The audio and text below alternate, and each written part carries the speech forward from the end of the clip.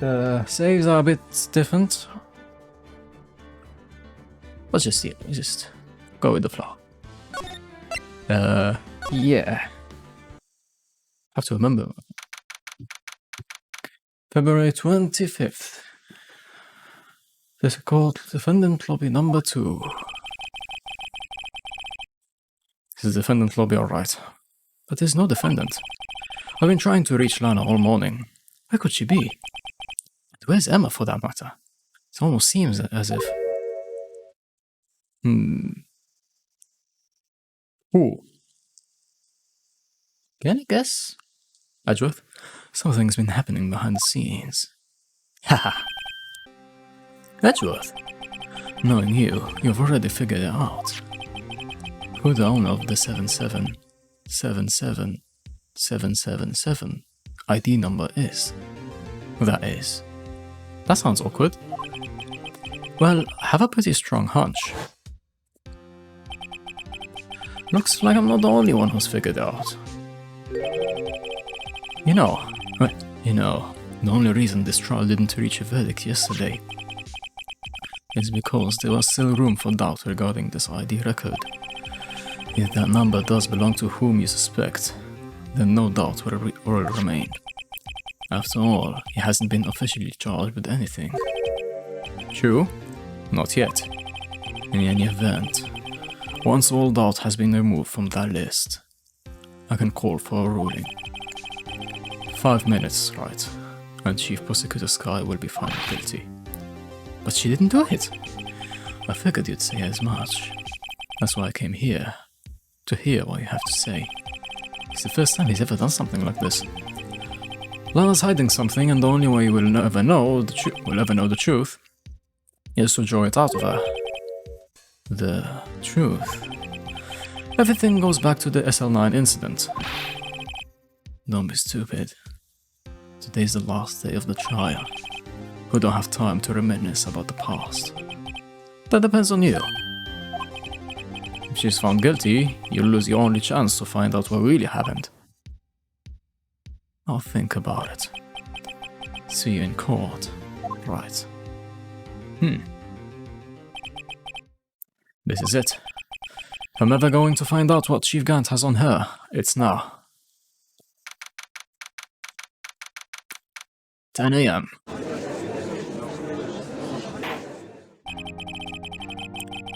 Court is now in session for the trial of Miss Lana Sky. The defense is ready, Your Honor. The prosecution is ready, Your Honor.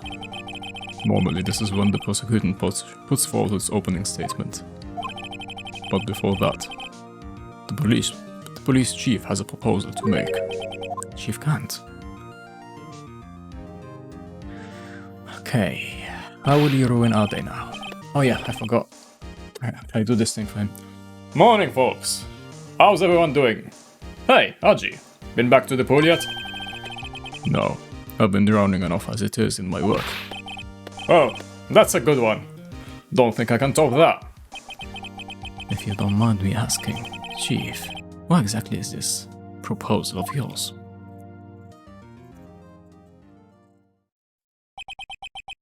Lana, that is to say, the defendant has asked me if she could speak directly to the court. She wants to do what? Having heard what she intends to say, I feel she should be granted her request. In the end, it should have saved everyone a lot of time and trouble.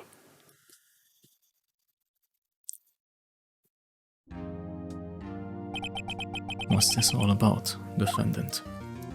I'd just like to make one simple request, and I'll be finished. Well then, what's your request? Your Honor, I'd like to put an immediate end to this trial. Huh? I confess to all charges against me. On February 21st of this year, I murdered Detective Bruce Goodman in the underground parking lot of the prosecutor's office. No, Lana!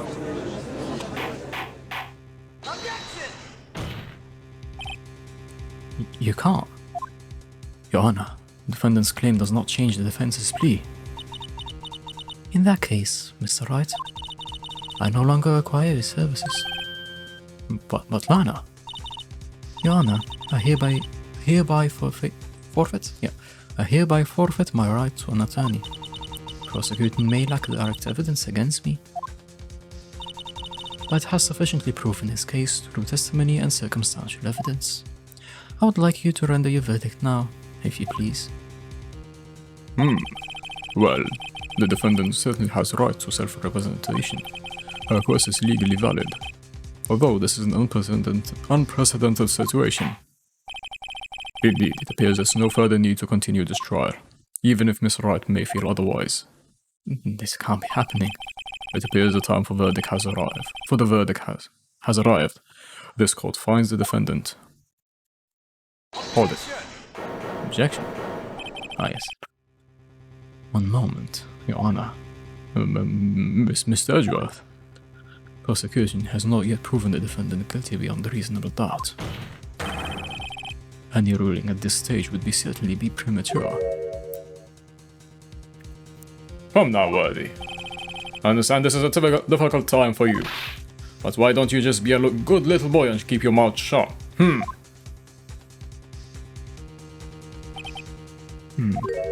I don't think I care for your tone, Chief Kant. What? Creating another fabrication to cover up your past mistakes. Sorry, but I'm no longer the naive little boy you would have me to be. With this sudden confession from the defendant, it's obvious to me some kind of deal was struck behind the scenes. Some kind of deal, Not everyone operates as you do, Worthy. I thought so. Your Honor, the prosecution would like to change its first witness. Oh? To whom?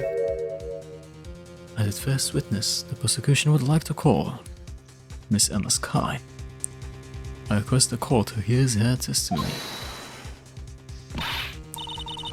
Mr. Edgeworth, I am exercising my right to self-representation. I don't think we need to continue. I don't care what you think, Miss Skye. The exposure of truth sometimes results in tragedy. However, no matter how tragic the truth may be, it will be an even greater tragedy to avert one's eyes from it. Very well. The court will grant the prosecution's request. Is that okay with you? Right, Chief Grant? Worthy, you'll live to regret this. Mark my words. Miss Emma Skye, please take the stand. My neck. Looks like Edgeworth has decided to take the horse by the reins.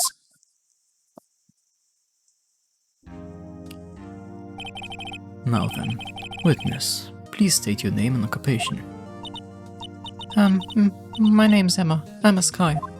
My occupation, I'm Lana's little sister, and I want to be a scientific investigator.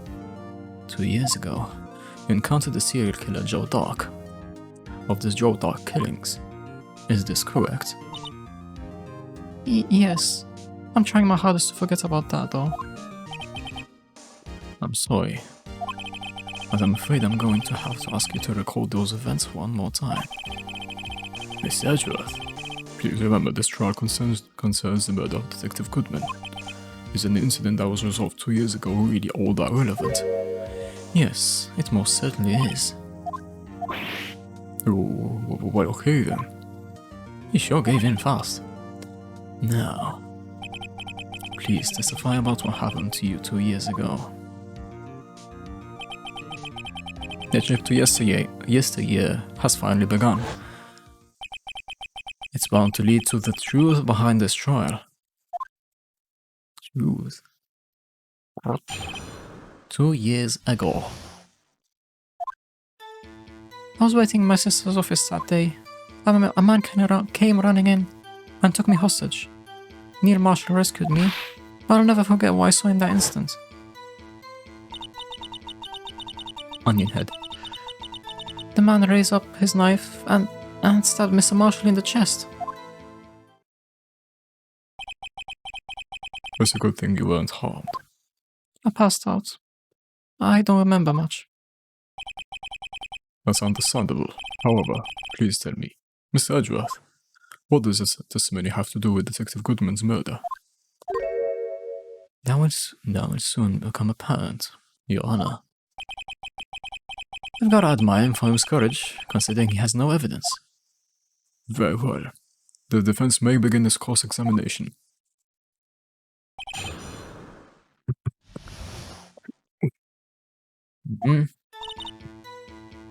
Hey, that's not really something worth pressing, I guess. But I'll just skip through it. Yes.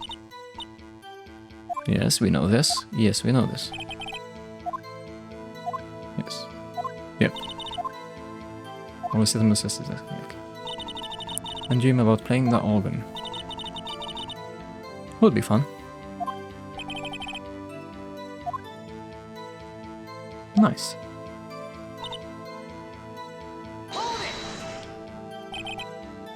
Man. Yes, Joe Doc. He was a serial killer. Joe Doc was brought in for questioning on the day of that ceremony.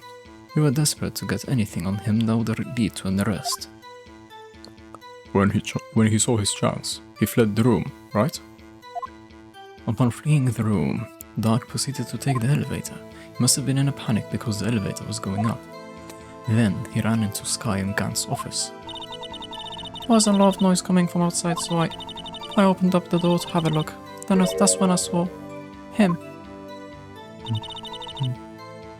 Neil Marshall was with me. What was the prosecutor doing there? That day, there were two people present during Doc's questioning. Deputy Chief Damon Gant and Prosecutor Neil Marshall. Almost forgot about Gant. Neil Marshall had just received the King of Prosecutors Award. Young and dedicated, he went straight to the questioning room after the ceremony. I assume that would also be why he was first to run after Doc. When Doc grabbed me, I thought I was good as dead. And that's when Prosecutor Marshall came running in? I don't clearly remember what happened then. But...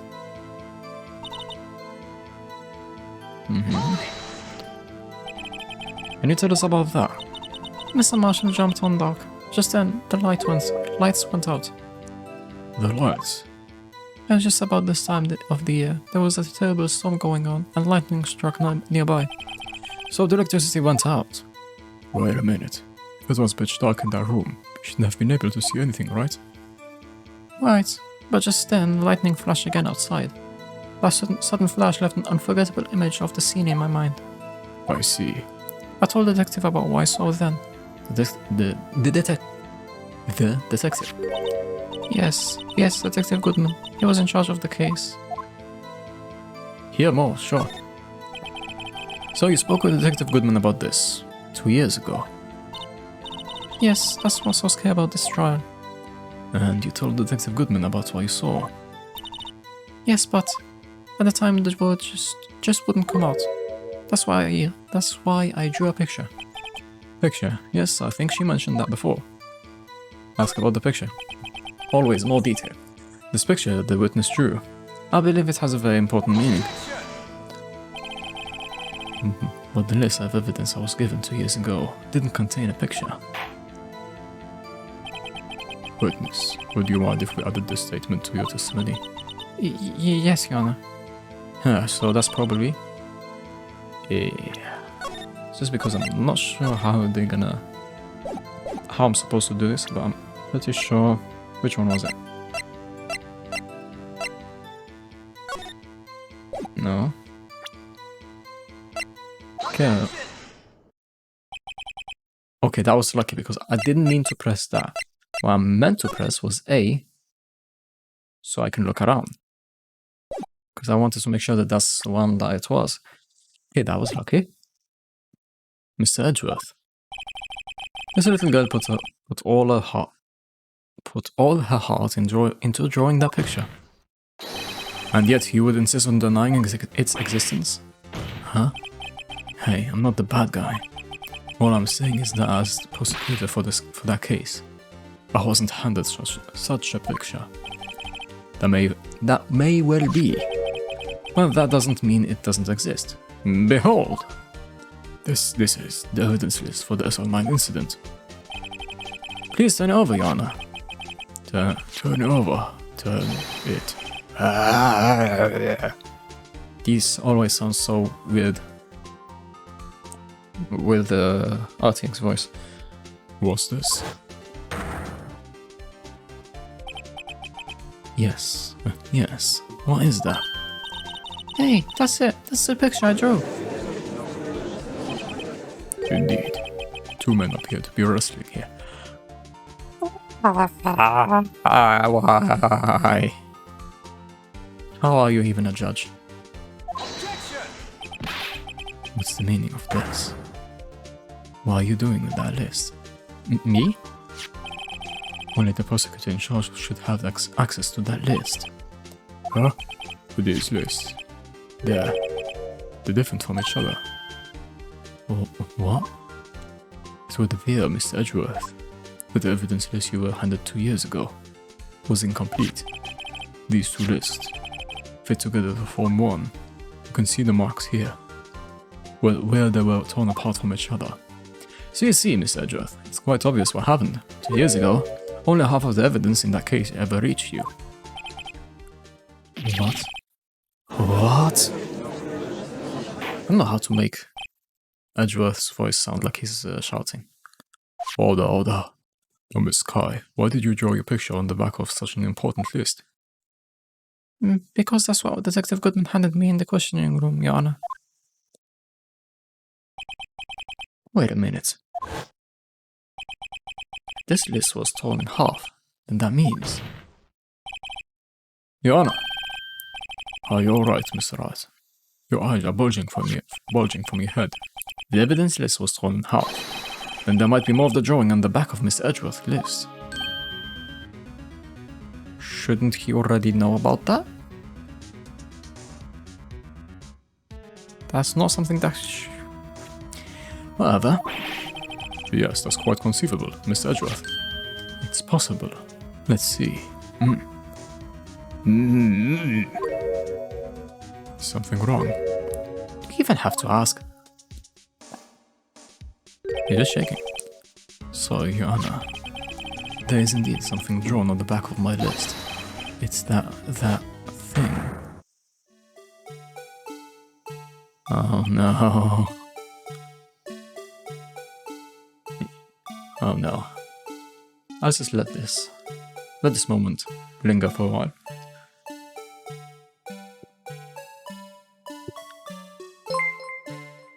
It's Big Jam. Thanks for following. That's that thing. That thing that was dancing in the evidence room. Clearly, this act of vandalism is the work of a certain chief of detectives. I guess he was out of scrap paper.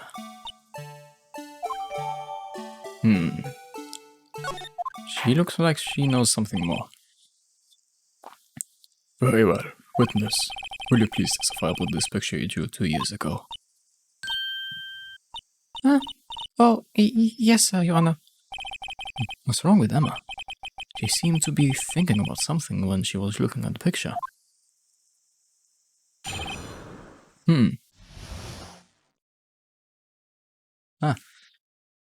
Thanks very much. This is the picture I drew 2 years ago. Wait, hold on.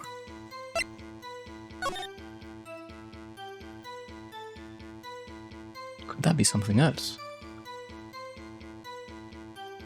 Maybe, we'll have to see. Wait, this is the picture I drew 2 years ago. The flash of lightning was so bright, all I could see was shadows. After that, I must have fainted. This picture shows exactly what I saw in that instant. But did she actually draw that second part? To think a flash of lightning could burn such an image in your mind. Thanks to that, though, she was able to show us exactly what she saw. Well, I don't see any contradictions here. This clearly shows Joe Dark about to murder prosecutor Neil Marshall. The defense may now begin its cross-examination. How though?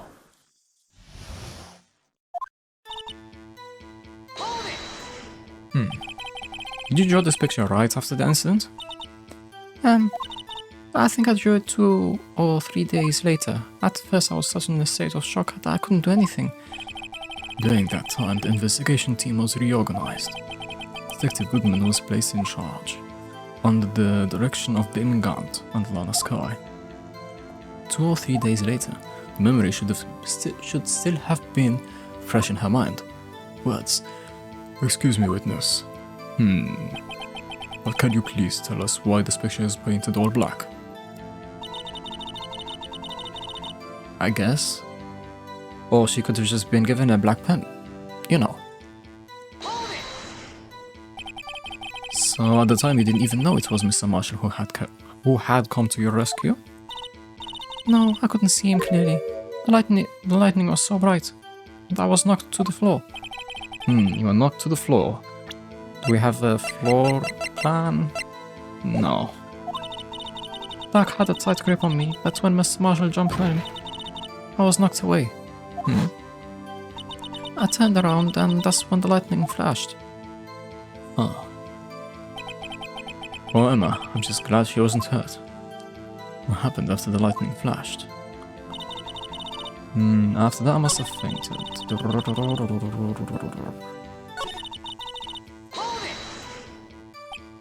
You mean you didn't see the actual murder take place? No, I'm sorry. The flash of lightning only drove off the darkness for a split second. Not only that, but the trauma of the situation understandably caused the witness to faint. Do you really need to torture this girl any further? What? Hey, I'm not the bad guy here. Right, he said that. He said that too. Anyway, this picture. This picture is exactly what I saw in that instant. There's not much to it here. So if asking so many times, but are you sure you drew exactly what you saw? Of course, this is the exact scene.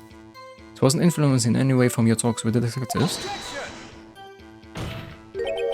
Are you insinuating we somehow manipulated her memory, Mr. Wright? No, of course not.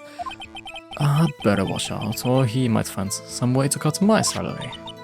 I drew this picture before I had anything from the detectives, so I don't think anyone's story would have influenced me.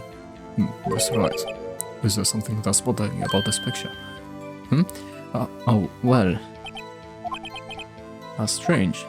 She claims this is exactly the scene that was imprinted in her mind, and yet, there's clearly a contradiction here. Is there?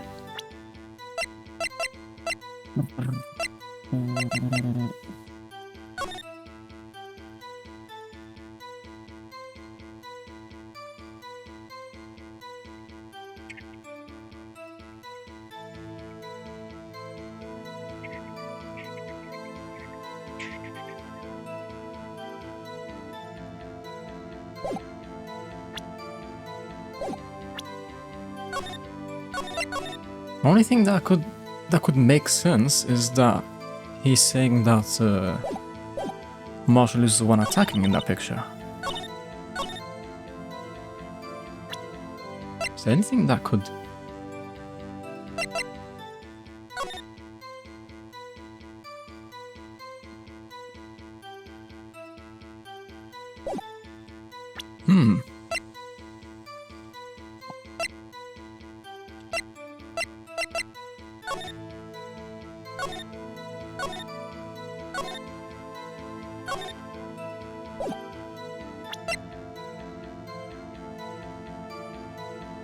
I guess. Stabbed in the back. I hate to be the bearer of bad news, but this picture with the witness drew contains a blatant contradiction. What? But still I remember it just like it was yesterday. Mr. Wright, perhaps it would be faster if you simply pointed out this contradiction for us.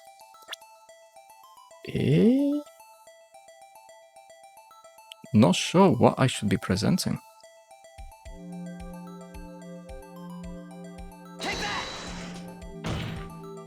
Guess. I think it's in this part here. Okay, this is gonna be awkward to find the right place to point at. It's because the drawings things made. Mr. Wright, how could you? The act of making an innocent girl cry should warrant the death penalty. I know, but...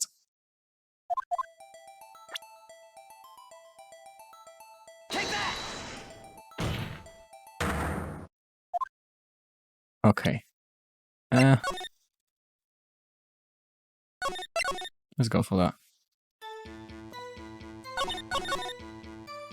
It's not my fault.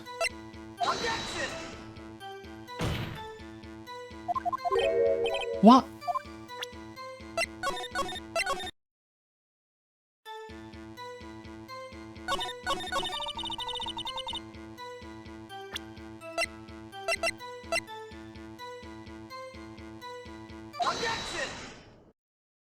Weird.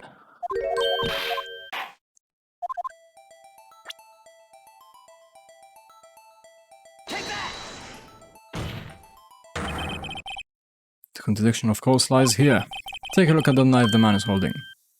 If you look closely, you can see its tip is broken. Even I don't have to look closely to see that, Mr. Wright. No, Mr. Wright, look at the evidence.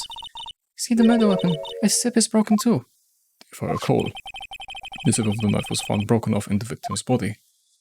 It was a conclusive piece of evidence that proved Joe Dark was the murderer. I'm afraid it's not so simple, Emma. And where, pray tell, could you possibly see a problem? It's obvious, really. The victim suffered a single stab wound to the back. If the victim was only stabbed once, then the murder weapon should not yet be broken. Wait, what's the meaning of this? Perhaps the knife was broken beforehand. Sorry, but I'm afraid that's not possible. The tip of the knife was found inside the victim's body. If it was broken beforehand, it couldn't possibly wind up there. That's right. But what does this mean? The tip of the knife was undeniably discovered within the victim's body. The only possible explanation is the witness' memory is mistaken. That's why I asked her so many times if she was sure she remembered correctly. I believe you were annoyed at the time, but she was sure she remembered correctly. But there's no other way to explain this inconsistency. Or is there? Not so fast, Miss Edgeworth. There's another explanation. Have you forgotten already? About little something called falsified evidence. You're treading on thin ice, right? All I'm saying is that this broken knife tip might be the piece of evidence that was forged. You can't deny the possibility. No. Hold.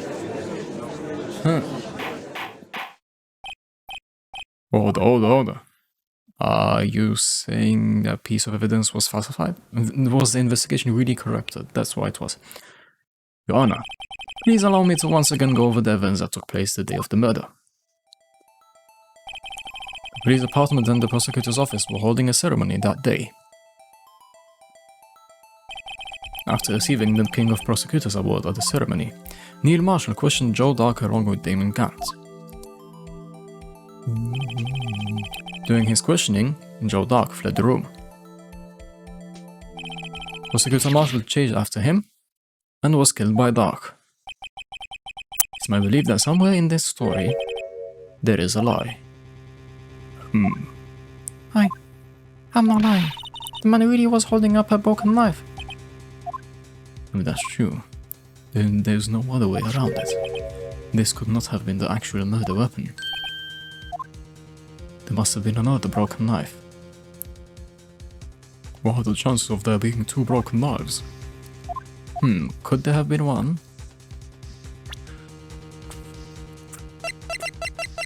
Okay, nothing here is gonna be relevant to that. I think it starts here. That's not a knife. That's not a knife. That's not a knife, but could do damage. That's not. Aha! Yep, that's that. There is another one. If the witness is this adamant about the accuracy of what she saw, it can't just be explained away by simple observational error. That's right. In that instant, Emma really did see a broken knife. I assume then that you have some information about this other broken knife.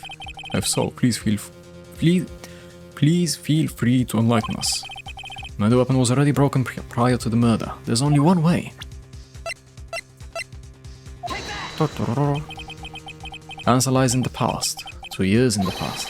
Right here inside this picture. This is a picture of the award ceremony. Why is it, Miss Edgeworth? It's the broken murder weapon. Notice the award Prosecutor Marshall is holding. That's a broken knife. As we earlier concluded, the knife in the drawing was not Joe Dark's knife. That being the case, the knife the witness saw was in all likelihood from this award. That's why you never see it again. Order. Neil Marshall was awarded King of Prosecutors that day. As an award, he was given this broken shield and knife. When he chased after Joe Dark, he pulled out this knife. Being a prosecutor, he did not carry a pistol. This broken knife was the only weapon he had in this dangerous situation.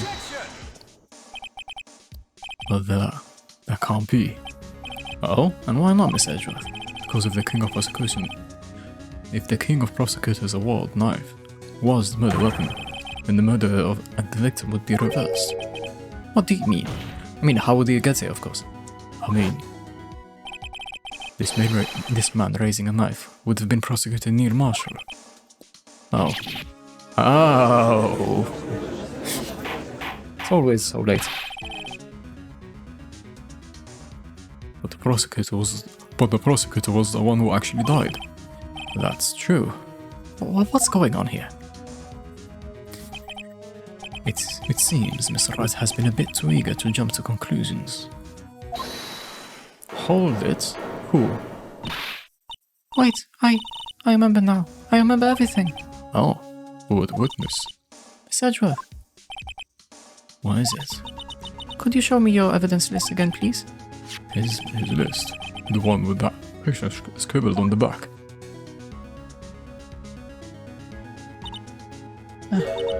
I knew it. This picture. I'm the one who drew it. What? You drew that? That's right. The list wasn't torn in half at the time I drew this picture.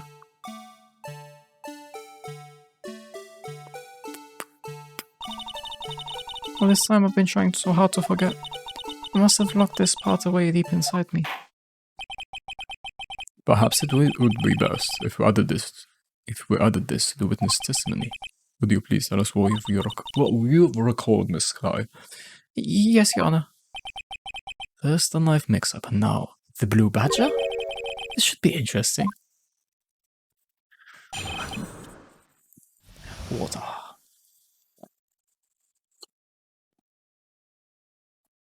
You gotta get hydrated. When I saw that man raise his knife, I panicked and rushed toward both of them. I think I knocked away the man with the knife. Just then there was another flash of lightning, and that's when I saw the blue badger. He wasn't in the room, but I saw his shadow.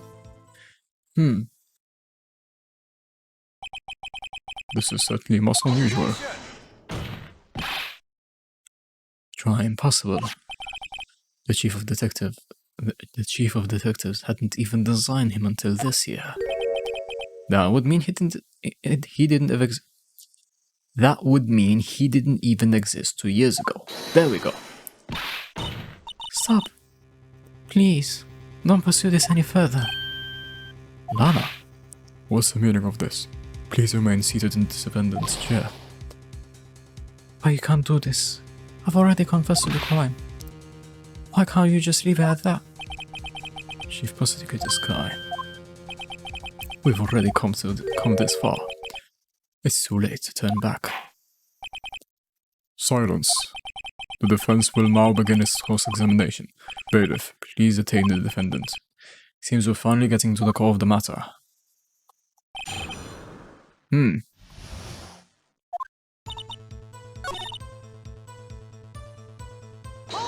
Wife's word. Why would you do something so dangerous? What else could have done? Run away. He was about to stab Mr. Marshall. Sure. She seems convinced that she was the one... that Joe Duck was the one holding up the knife. But as we've just theorized, Mr. Marshall was the one holding the knife. Well, I didn't know that at the time. When the dark guy knocked me down, all I could think is, I've gotta help the other person. Nice. I think I knocked away the man with the knife. Hold on.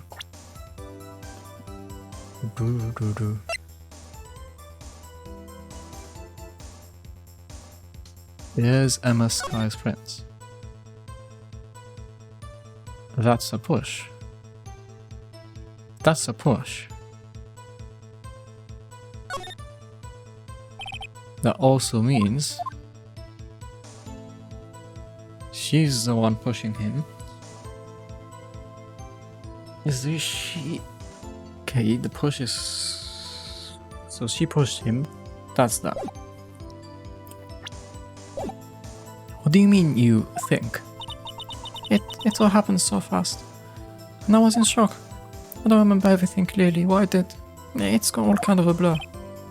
Miss Sky was almost killed before she was witness to a murder about to take place.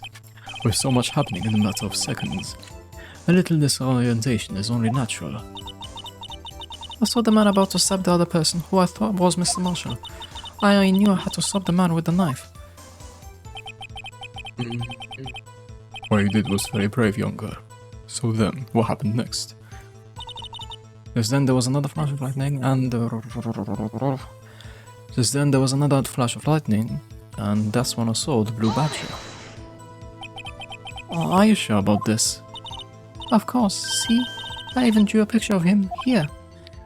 But... it was the chief of detectives who thought up this hideous beast. And that was just this year. The blue badger didn't exist 2 years ago. This is all quite verifiable. I know it sounds strange. I was surprised too when I saw him at the police department. I had this nagging feeling that I'd seen him before. Somewhere.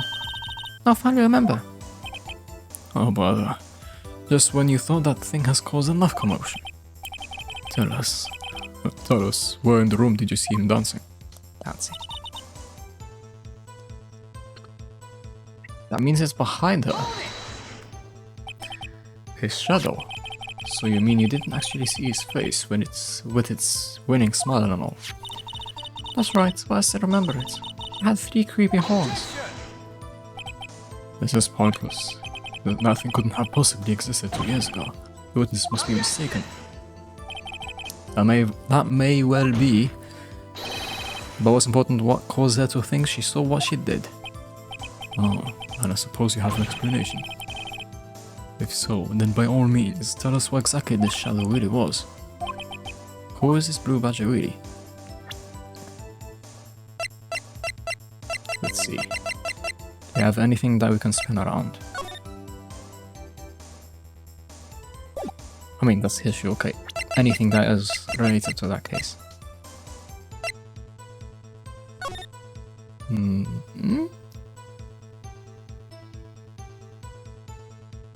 That's broken, I guess? But why this?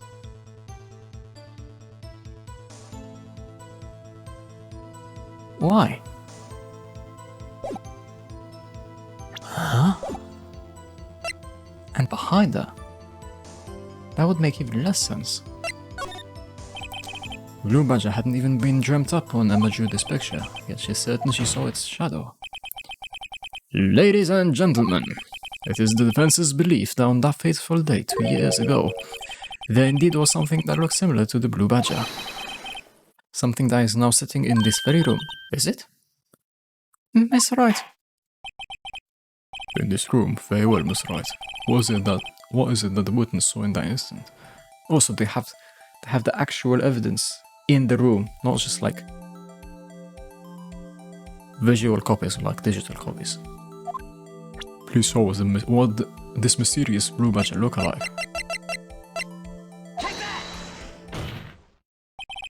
The mysterious blue badger was in fact this. But that's... what exactly is that? I believe it's some sort of jar. Oh, Mr. Wright, that doesn't look anything like the blue badger. Indeed it doesn't. As it stands now, it's just a plain jar. However, what if we were to change our viewpoint? Our viewpoint? With the power of 3D!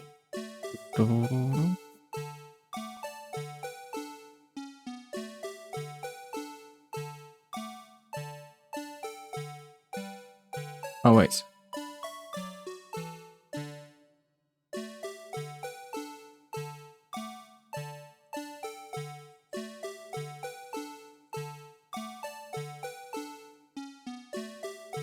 I think that's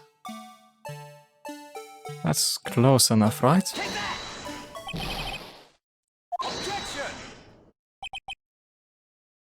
Allow me to remind the defense this case hinges on the witness drawing. Oh dear.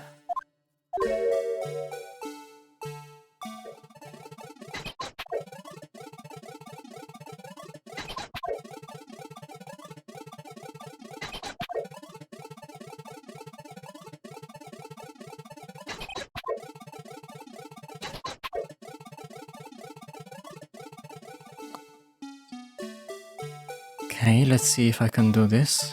I see the picture now. Okay. So I have to...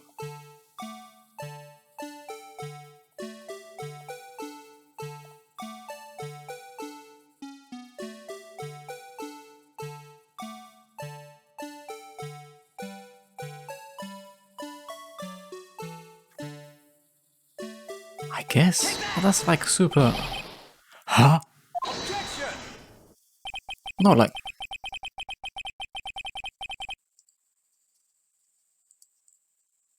That is right.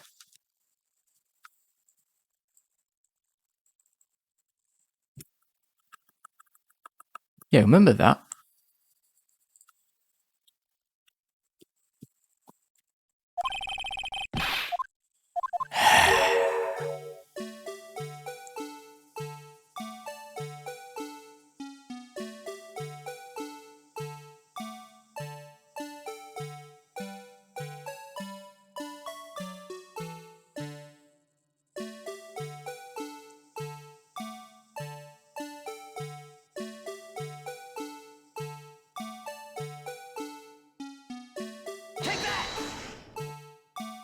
Finally! Why is this so specific? Why does it have to be so specific? Well, is this a miracle or what?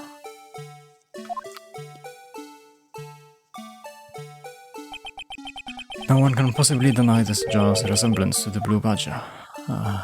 Why do I have to keep on seeing this? No, it can't be. Order.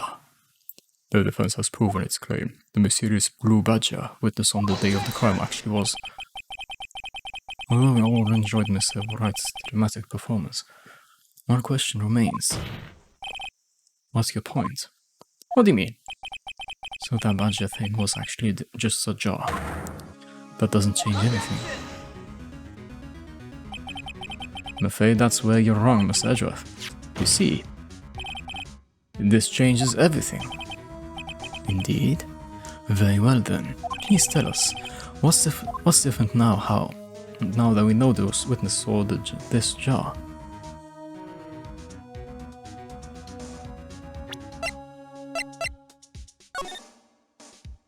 Has to be location then. But how does this shadow show up here? Let's say the location. Allow me to take these in turn. At the moment of the murder, the witness saw this jar. At a very specific angle, I might add, Mr. Wright. Yes, well, knowing this, where could she seen this jar? Ha! Where? Location of the jar is in a picture taken on the day of the crime. It's on the shelf in the office of David Gant. But the body was found lying near Lana Sky's desk. The witness testified to herself. Yes, and It is these two facts that reveal what actually transpired. You see, the struggle between Dark and Marshall did not take place in Lana Sky's office. It happened on the other side of the room, in Chief Gant's office. By implying the murderer moved the victim's body from Damon Gant's office to Lana Sky's office. Yes. Why would he do that? There is no reason. Exactly. If there wasn't a reason, he wouldn't have gone through the trouble. The only logical conclusion is that there was a reason. Do you know what that reason was, Mr. Wright? I finally figured it out. So this is why Lana tried to stop the trial. It's too late to quit now, though. Please recall the witness's testimony. She said she knocked away the man who was holding the knife. In the next instant, the jar was hit and flew through the air. Now tell me, what could have sent the jar flying? That would have to be the impact the man made when he was knocked into the wall. Ladies and gentlemen, if I may draw your attention to this picture once more. If the man was knocked, If the man was knocked in the direction of the shelf that the jar was sitting on, what would he have hit? The suit of armor, holding a very sharp and dangerous looking sword. Yes. And since the man who was knocked into the armor was carrying a broken knife, he would have had to have been the marshal wielding the King of Prosecutors trophy. No. Mr. Wright, you can't be thinking. Yes, I do not think. There's another possibility of what actually transpired in that room. Another possibility? Of course the perpetrator would have had no idea, but nevertheless. I don't know if I can go through with this. Mr. Wright, what's the matter? If events took place as the defense theorizes, then the outcome is obvious. In that moment, assuming the man Emma Sky knocked away was actually Prosecutor Neil Marshall. Odd angle, but sure.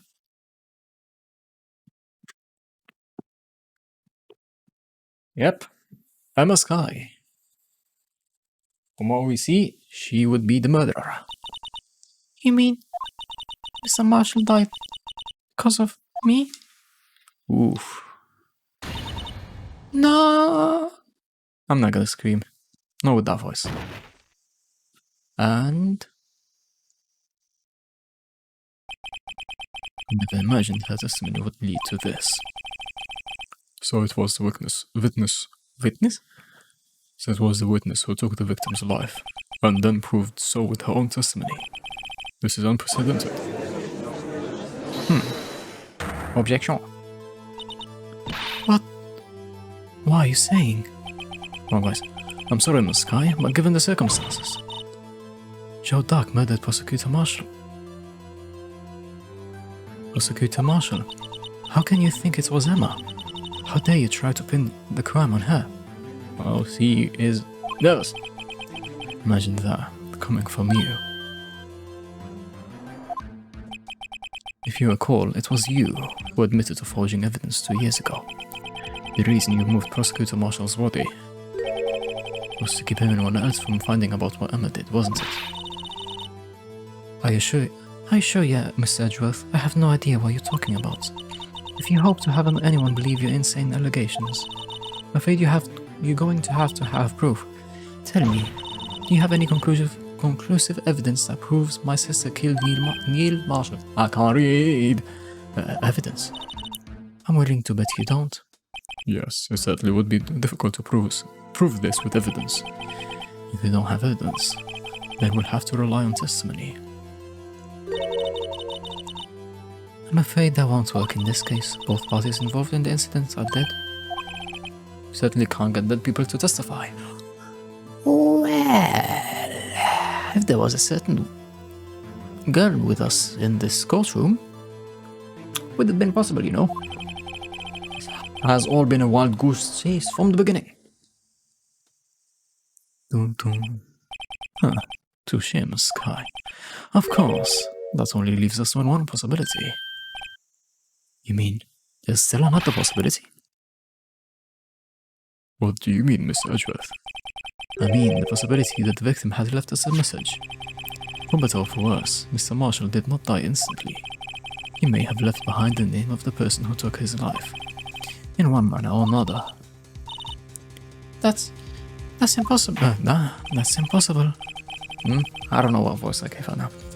Right, Miss Wright, there's the only possibility for you. A message from the deceased. Does such a message exist? I've got to think back to the corpse real quick. The real murderer's name that the victim may have left behind. I mean, it has to be this, but it's not very obvious. I guess that could be seen and... Okay, tack. Wait, yep. Can I rotate it that way? Yes. I guess what he's trying to say is that would be E. You know, there, and that, and M. Oddly sharp for something drawn with a finger. And that's A.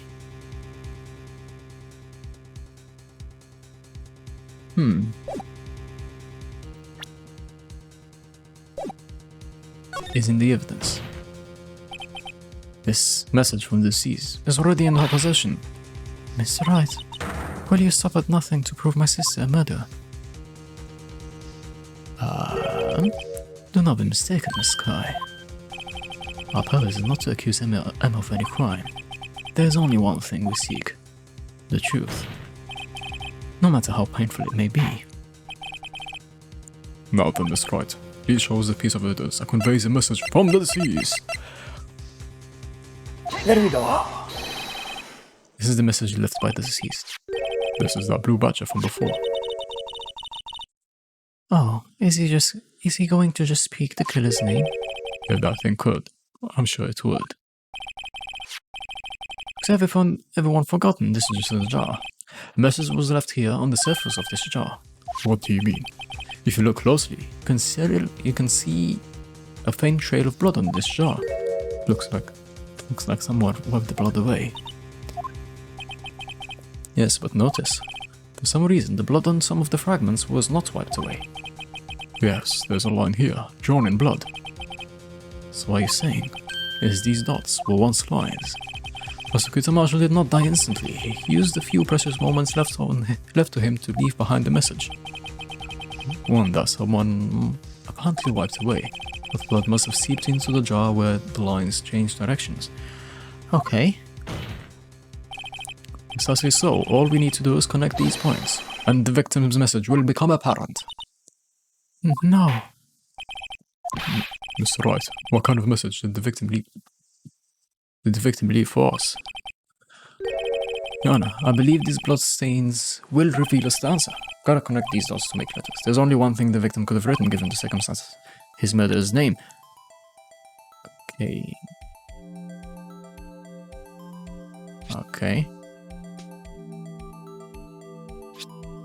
Guess we'll do it this way. Oh.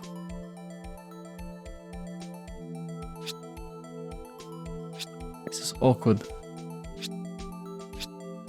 With the controller. Ha! There it is. It's a defense attorney's duty to prove their client's innocence. That's why all I've been thinking about is saving Lyle. After all my efforts, I never thought it would turn out like this. Emma. So this is the final message Prosecutor Marshall left behind.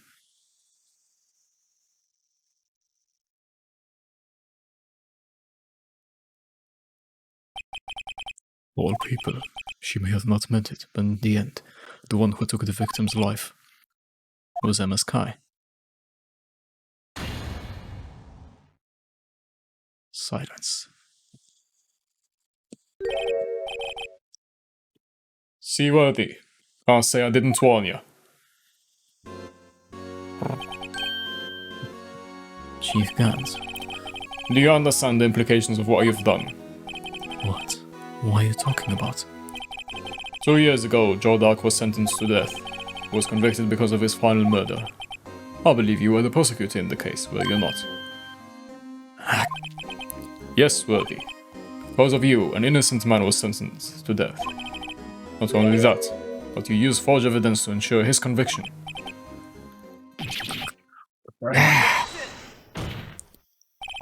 But Joe Duck really was a serial murderer. That's undeniable. I'm afraid that's not important. Didn't you know? We aren't defenders of justice. What? We're merely keepers of the law. Sentencing a man to death is no light matter, even if there wasn't any cover-up or evidence forgery. Ultimately, the responsibility falls on the prosecutor in charge. Despite what anyone may say, this fact cannot be denied.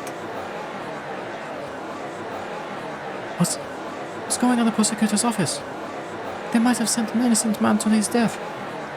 How can he just stand there like it wasn't his fault? Order! Order! Hurrah! You know, that kind of stuff. The gavel's pounding fell on deaf ears. Unable to settle the crowd, the judge declared a recess. Where this trial is headed, no one knows.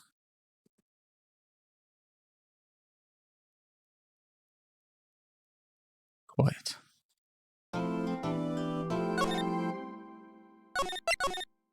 Okay, I think it's as good of a time as any to...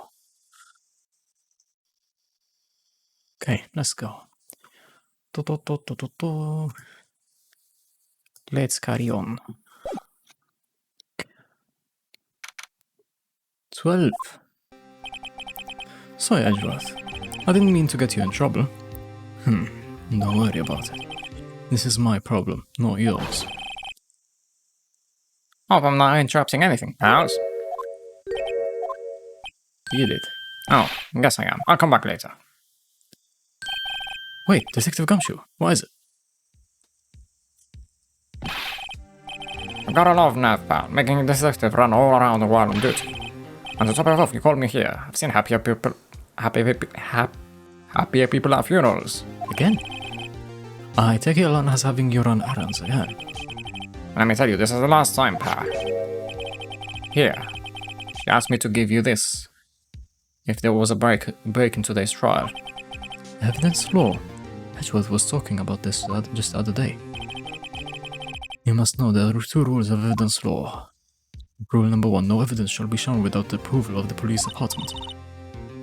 Oh, actually, I'm gonna use this. Is that right, Mr. Wright? It seems so. You could at least study some evidence law, really. The chief prosecutor also wanted me to give you a message. A message? He said, if you're planning to take him on, you're going to need this book. Him? I guess I'll need to give this book a thorough read.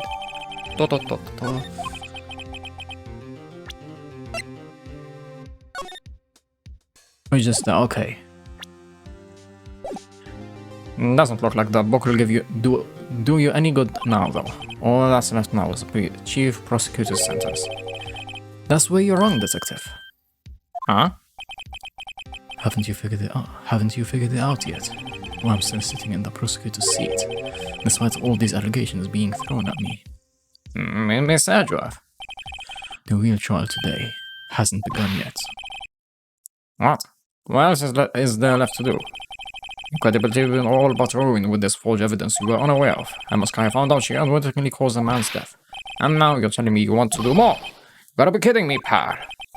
You're missing the point, detective. Lana didn't murder Detective Goodman. She merely stuck a knife into his dead body. That means the real killer is still out there. What? And we're going to expose him, no matter what it takes. This case has hurt too many people. It's time to bring it to an end.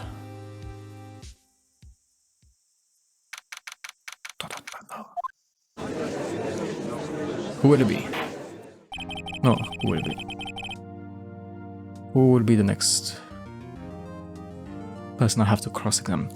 Court will now reconvene for the trial of Miss Amos-Kai. Mr. Edgeworth. Yes, Your Honor. The Equality Committee is planning to impose harsh penalties for your actions. Thank you for the news, Your Honor. Yes, well, normally this is where prosecution calls for the witness, but,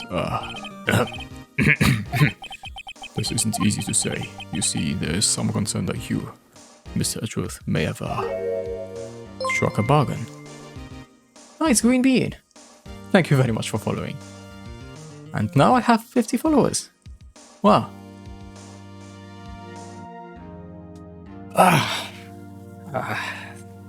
It's been more than a year since I've started streaming.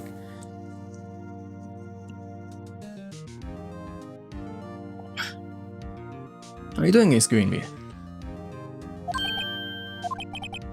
You think I may have manipulated the witnesses? I didn't say that. It's just, you see, everyone has been talking and... Very well, Your Honor. I have a solution. Solution? That being the case, the prosecution will allow the defense to call forth all further witnesses. What? But there's no precedent for what you're proposing. Undeniably, this is an unusual arrangement, but a very effective one. It would prove that I haven't struck any deals with the witnesses. Well, Mr. Wright, what do you say? I mean, by that logic, you can say that, he just struck deals with every witness, and then, you know, whatever witness I call... I haven't checked out many of those, but the ones that people make off, like, Twitter threads, or just, like, actual court stuff that just sounds like it's from this game is also good.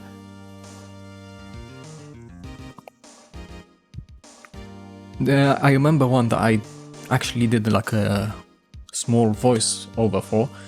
Is this one guy keeps telling, this one lawyer asks the prosecutor, I think, or whoever did an autopsy, is like, were you actually sure that that the victim was dead when you did the autopsy?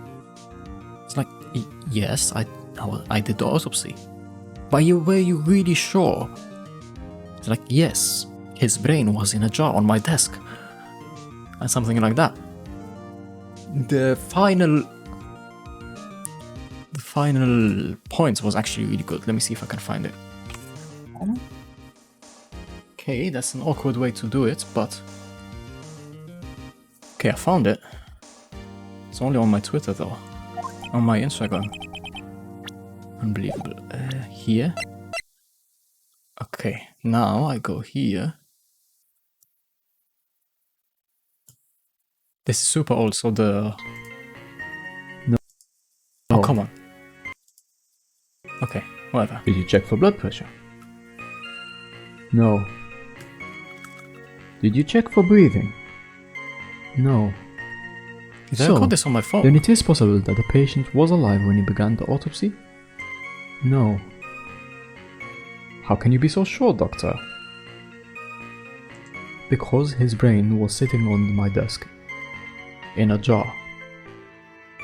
But could the patient have still been alive, nevertheless? Yes, right. It is possible that he could have been alive and practicing law. Oh dear. That was loud. I walked right into that one, didn't I? So yeah, I actually was better than I remember it being. But yeah, I actually animated all of this myself. It was super hard to find the right way to make the text look good. But what was that? 58 weeks ago. February 1st. Huh.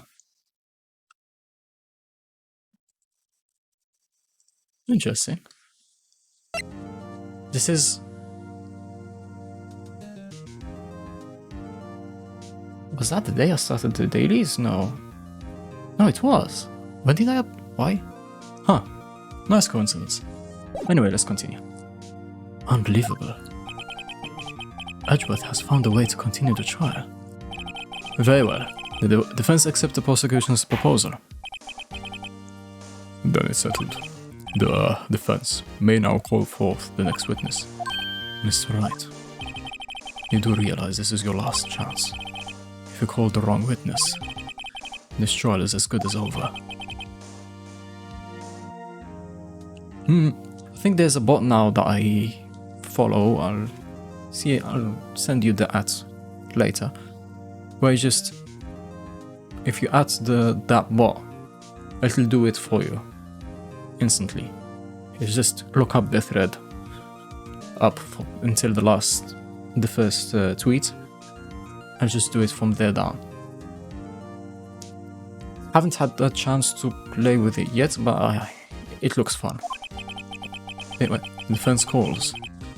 The time's finally come to bring out the real murderer, so it has to be Damon Gant. Damon Gant. The defense calls Damon. That was right, why did I stop? Damon Gant to the stand. Damon Gant. Does he have to do with anything? As the defendant's partner 2 years ago, Mr. Gant has first-hand knowledge of the crime. Yeah, I've seen the tweet before I went live that it's back. First-hand knowledge of the crime. I feel we should hear what he has to say about it.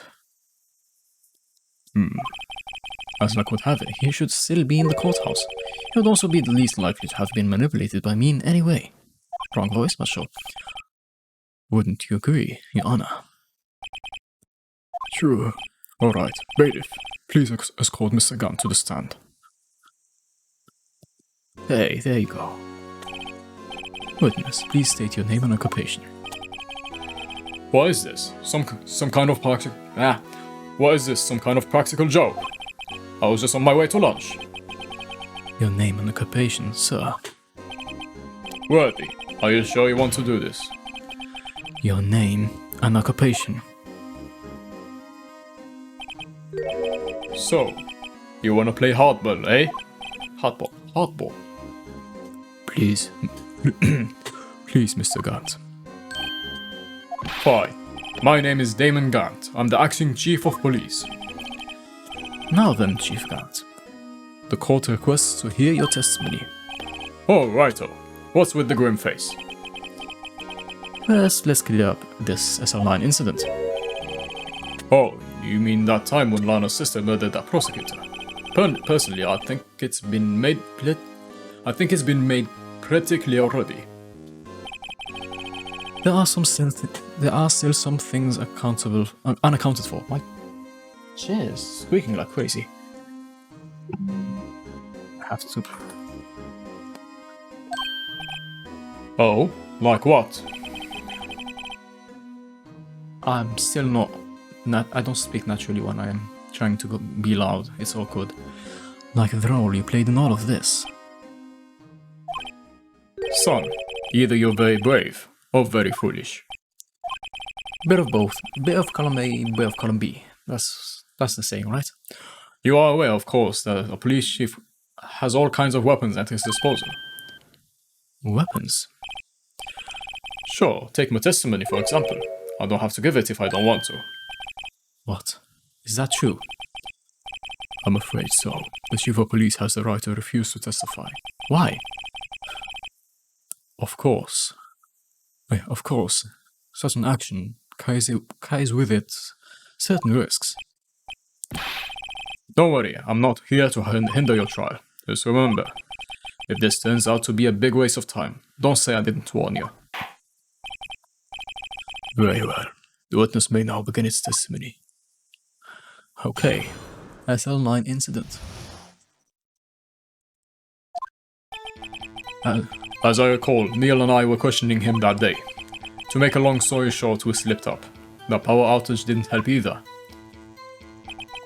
When I went to my office, I found Lana there. Apparently she had already arranged the crime scene. As you can see, I had nothing to do with the forgery. Is that what? Is that when Dark was arrested? Him. He was lying on the floor, unconscious. I wonder why.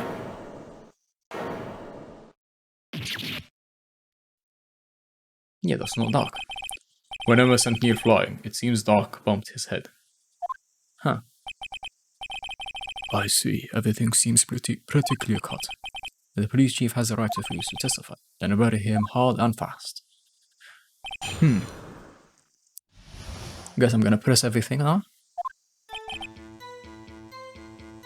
Just press everything. As I recall, a ceremony was held at the police department that day. Yeah, yes, that's right. I guess you could say I'm a workaholic. After winning his award, Neil was all fired up too. That's probably what spooked Doc and made him run away like that. Was the defendant, Lana Sky, also present in the room? I don't quite remember. At the very least, she wasn't there when Doc ran for it.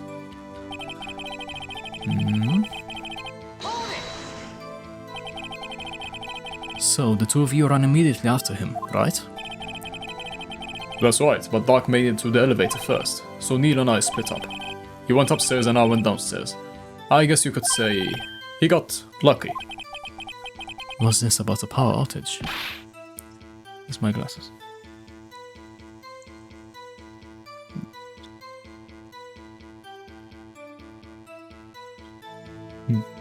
Oh, that. The elevator stopped all of a sudden and I got the shock of my life. Well, probably not as shocked as Neil was when that knife went into his heart though. Ha ha ha. Oh, come on, did I not? My glasses are a bit smudged. Why?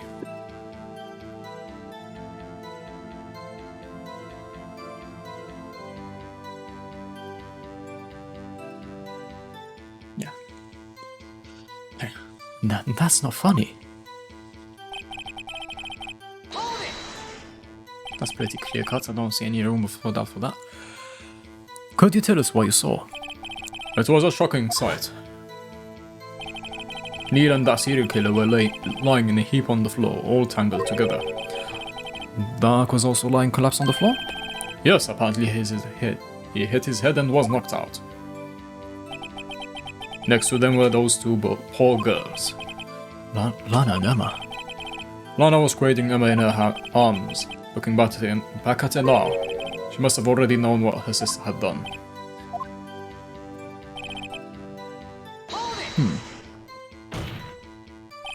How can you know that?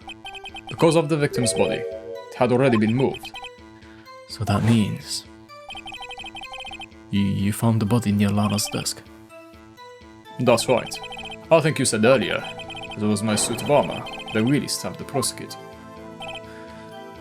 Yes. Anyway.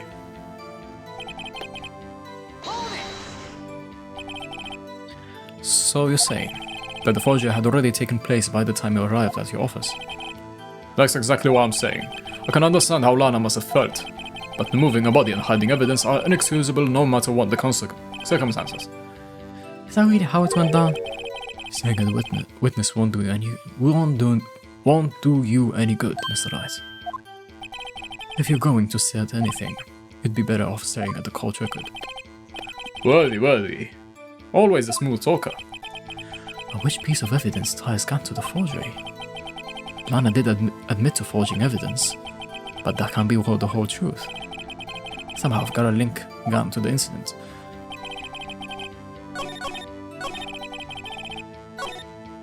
Okay, so I think the insinuation is that if I go here now, and present this, which was in his safe,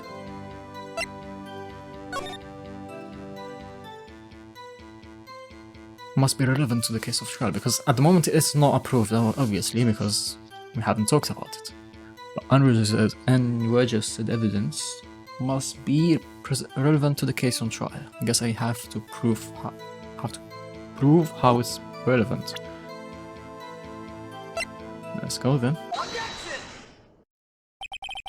If you really had nothing to do with the forgery, then how do you explain this? What's that? How did it say? Oh, what's on it? A handprint. Chief Gant, your explanation, please.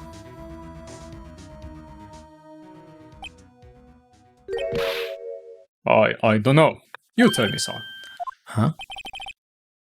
My dear writer, don't you know the second rule of evidence law? Uh-oh, not this again. Evidence law. Rule 2. Unregistered evidence presented must be relevant to the case on trial. Tell me, how is that relevant to this trial? It appears the defense was not prepared, because it's too early to use this piece of evidence. Please accept my profound apologies, Chief. Would you mind giving the defense another chance?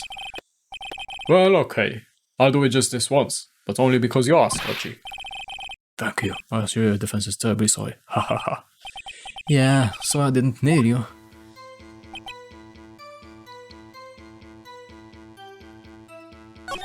Is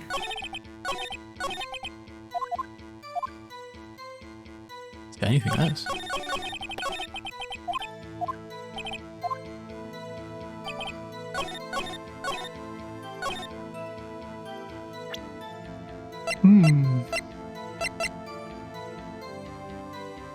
Guess that's that as well. Yeah. You claim it had nothing to do with the forgery. I'm afraid that is a claim you can now back up. Explain yourself. Several pieces of evidence were found in the office. Take this list, for example. That's the list I must guide you a picture on. This was discovered in your desk. Not only that, but a piece of this jar that was sitting in the office was found inside your safe. It was found where? Yeah, when, like, nobody's gonna mention that, you know, Phoenix just looks inside this man's safe, you know? Like, that's normal, right?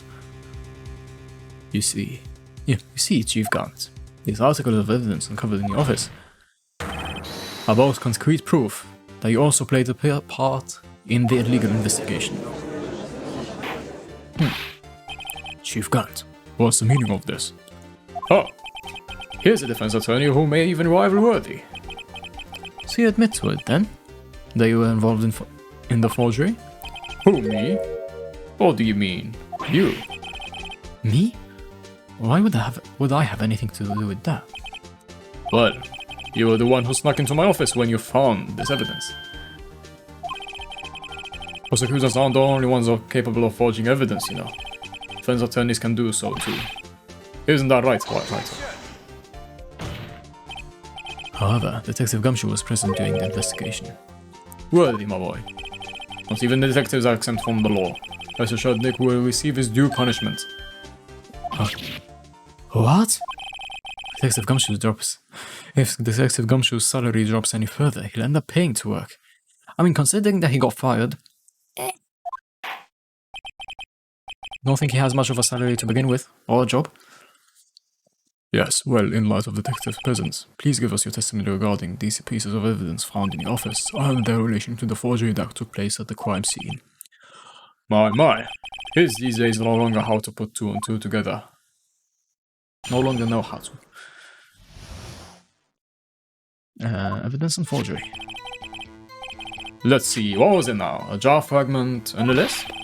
For all I know, you could have planted them in my office. Anyway, you can't prove when those pieces of evidence were evidence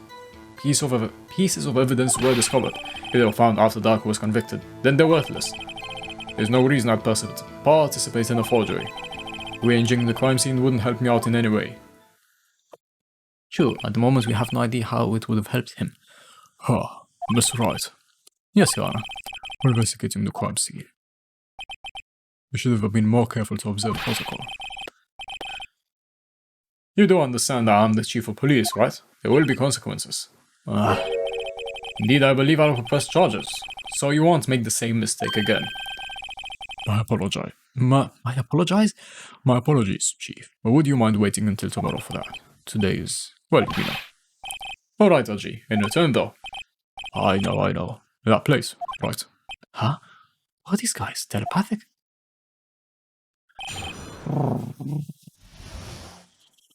Would I...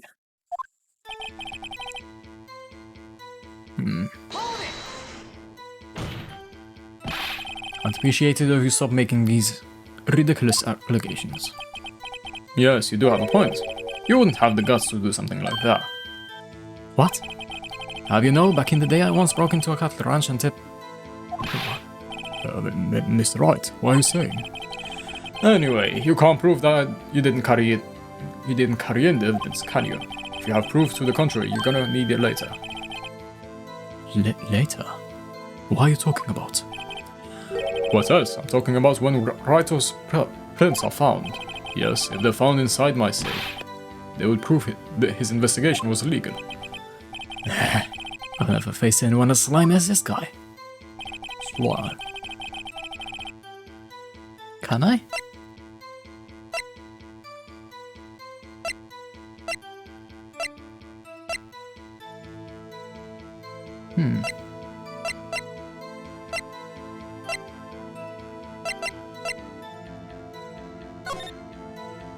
Yeah, that's completely different. What do you mean by that? This is all purely hypothetical, of course. But suppose I did place those items in my safe. Such an act wouldn't necessarily constitute forgery.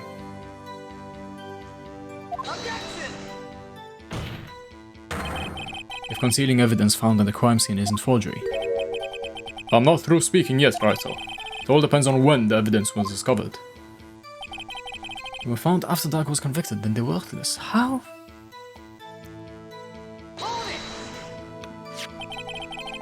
Are you saying this jar fragment wasn't discovered in the initial investigation? To the be or not. After all, it wasn't listed in the evidence list. For all we know, it could have suddenly materialized the day after Drake was sentenced. Ah. Oh, and wouldn't that be convenient? Right. The chief is talking about a possibility, so long as you can't rule that out, your remarks, however clever they may be, will only succeed in wasting time. Tell me something I don't know. Come now, Wrighto. Think about it.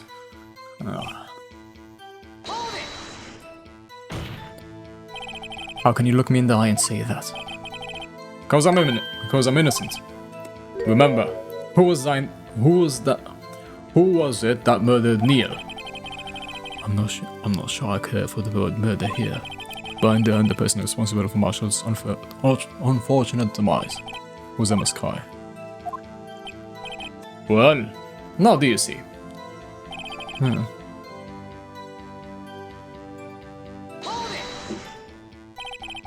Really, Chief Gant. At the very least, there is one very large benefit you reaped from all of this. Oh, I wasn't aware. What is this benefit? That would of course be the position you have, Chief of Police. Okay, so I just had to press that. Oh. The resolution of the SL9 incident secured your promotion to Chief. That in itself is sufficient motive. Ho, ho, ho. Oh, that's a good one. Huh? You really think I'm that incompetent? What do you mean? Even without that case, I was already in line to become the next chief. The resolution of SL9 merely sped up the inevitable little. Is that true, Edgeworth? Yes, he was going to be made chief anyway. Be careful when pointing that finger, or you might wind up being the one pointed at. So that means there's only one possible motivation for you to commit forgery. If you didn't do it for yourself, then you did it for someone else. Don't be silly, Worthy. You know me better than that. There are only 3 people to look out for. Me, myself, and I. There, it's out in the open now. Ajay, would you mind if I change my testimony a little? By all means, please do.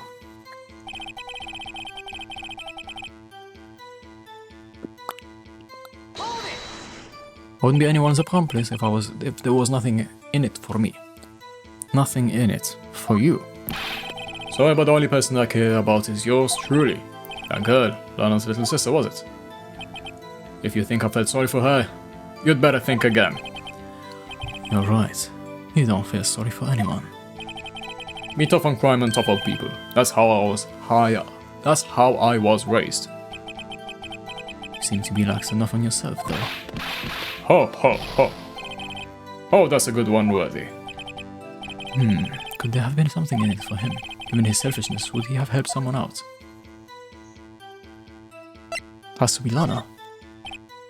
True, you might not help out anyone for their sake, but if it would benefit you, you might decide to assist someone. Mr. Wright, it appears you are positively determined to portray the chief as a nice man who likes to lend people a hand. No, that's not what I mean. Very well then, who is this person you believe Chief Gant may have helped to forge evidence? Lana Sky! Chief Prosecutor Lana Sky, the defendant? I believe it's quite obvious in light of the circumstances. Emma Sky fell victim to an unfortunate series of events. Who would want to help her more than her own sister, Lana? And as for Chief Gant, he would also have a reason to help Lana if she asked him to. The reason, of course, is self-profit. So self-profit, what do you mean? After the SL9 incident was resolved, Lana Sky was appointed chief prosecutor at the prosecutor's office. The person who arranged this job change was you, Chief Gant. But how would he profit from all of this? Would be able to use the chief prosecutor as his puppet. Essentially, he would acquire unchecked authority over all investigations. Do you mean to tell me that despite the chief's formidable appearance, he plays with puppets?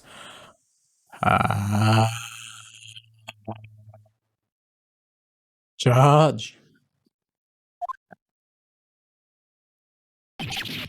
Oh, wait, you must mean puppets as in someone forced to do their bidding. Oh, never mind. That's a risk with me skipping the text coding. Admit it, Chief. You assisted Lana Sky in forging evidence. Motive to appoint her as chief prosecutor so you could control her. Right, my boy. You have quite an imagination. Let me ask you something. Well, you have any proof of this? That I controlled Lana? For example, is Lana testifying that I've done such a thing? Lana, she's keeping quiet to protect Emma. There's no way she's testifying against Gant. I'm afraid without any proof, this is all amounts to nothing more than a mere conjecture. Unless there is also what happened in this incident. This incident? Which one would that be? Of course, I'm talking about the murder of Detective Bruce Goodman. The chief prosecutor had been acting strange throughout this entire trial, almost as if someone has been controlling her. Worthy, you'd better watch your tongue. I wouldn't want you to get hurt. I can't do his voice normally now. Just what do you mean? What he means, Your Honor, is that Chief Gant is involved in the murder of Detective Goodman. Not only that, but the Chief is now making Lana take the rap to cover up his involvement.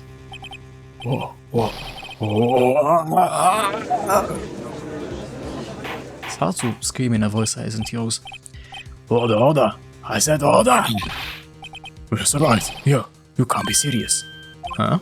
This is an affront to the highest ranking officer in our law enforcement agency to accuse the chief of police of blackmail and murder. That's impossible. How much water do I still have? A bit. Your Honor, I was merely reiterating what Mr. Edgeworth said in easier to understand language. That's a tricky move. It's too late, Mr. Wright. There's no turning back for us now. Looks like he's the one who's decided to go through with this. Can you prove this, Mr. Wright, that the chief, a high-ranking officer of the law, is involved in this murder? Good question. Regardless of his rank or title, Chief Gant is just a man. The question is he a criminal? I believe the evidence will tell. I see. Alright then. Let's see what Mr. Wright got. It better be good. Show this evidence that ties Chief Gant to the murder of Detective Goodman. Okay, Detective Goodman.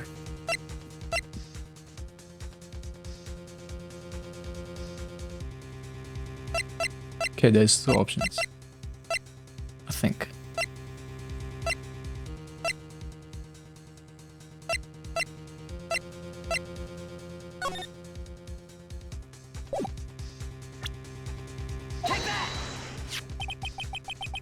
This is the ID card list.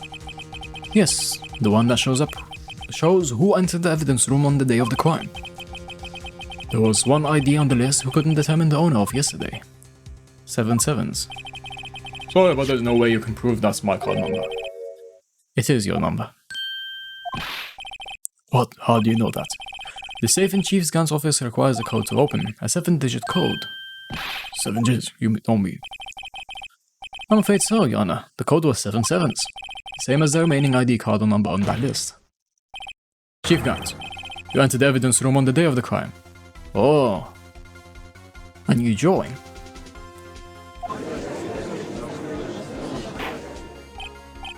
Hold on. Chief Grant, what do you have to say? Nothing. The defense search of my office was in violation of regulations.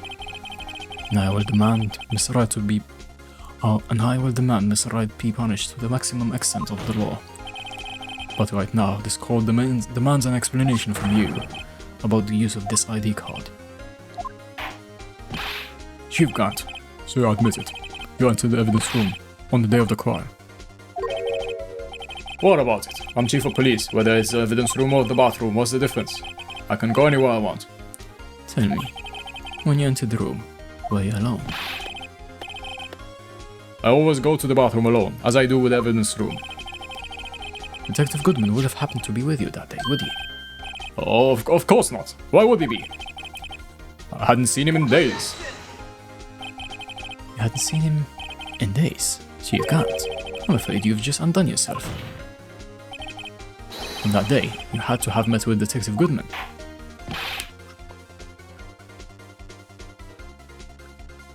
What do you mean? What do you mean? This trial's purpose is to determine Lana Sky's guilt. No, it isn't, Your Honor. This trial's purpose is to determine the truth. If Chief Gant met the victim on the day of the crime, then we need to determine one thing. What transpired during that meeting.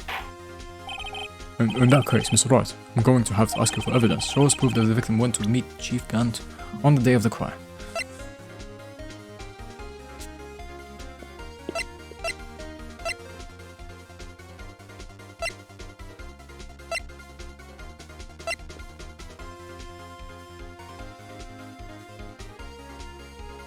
This is a possibility.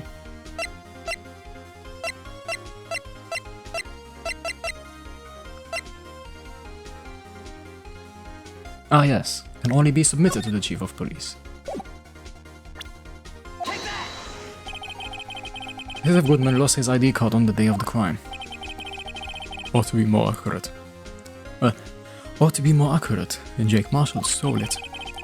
So Detective Goodman filed out a lost item report. He would have to give that report to the Chief of Police. Yet you are in possession of the report, which means you can't be sure if he filed it.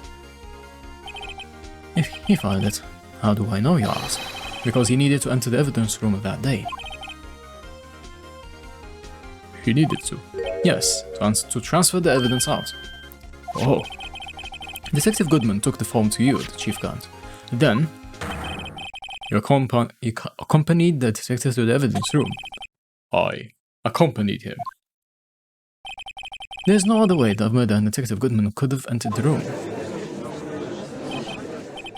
Hold on. Let me guess what you're gonna say next. Wait, why is my... Okay, that's weird. Ah, that's why. I'm gonna guess what you're saying here. I think I said that. I, the Chief of Police, murdered poor Goodman. Exactly. But wait, the Chief didn't necessarily need to accompany him to the evidence room. Could have just lent him his ID card. Yes, now that you mention it. Ah, come on, stop doing that. I believe I might have done something of the sort. Sorry, but that's not possible. Exclamation. According to the record, your card was only used once. Yet you showed us your ID card earlier. If you had really lent it to Detective Goodman, it would have been found on his body. What? Something like that. That's a nice drawing. Nice animation as well. Kinda going Super Saiyan, but, you know, You can't. You didn't. the murder was most likely a spur-of-the-moment crime, For no one in their right mind would choose the police department as a place to commit murder. After the murder, you contacted Lana at the prosecutor's office. Why? To dispose of Detective Goodman's body, of course. You're forgetting, Mr. Wright. The victim's body was discovered in the prosecutor's office parking lot. How did he manage to move it there? I was at the police department the entire day, you know. And everyone's aware that Lana stayed at the prosecutor's office after the ceremony. Everyone except me, it seems. Still, you're the chief of police. You have an entire police force at your disposal. Oh, so you think I just ordered an officer to do it? Hey you, take this here dead body to the prosecutor's office. I don't think so. She can't. We left all the evidence we need to prove how you moved the body to the prosecutor's office. You just called... You called Edgeworth to the... So he goes to the evidence room. Meanwhile, you brought the body to his trunk. Somehow, I don't know how you got his trunk open.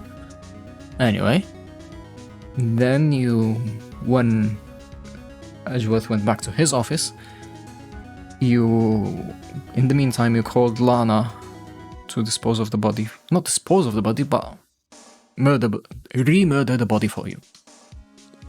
And all this time I thought it was it was a useless clue just taking up space.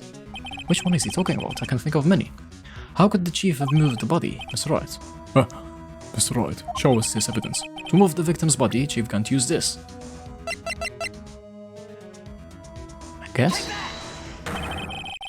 This is how he moved Detective Goodman's body. A parking stop? Miles Edgeworth. You mean? Come on, at least you should know, should have realized this. You mean?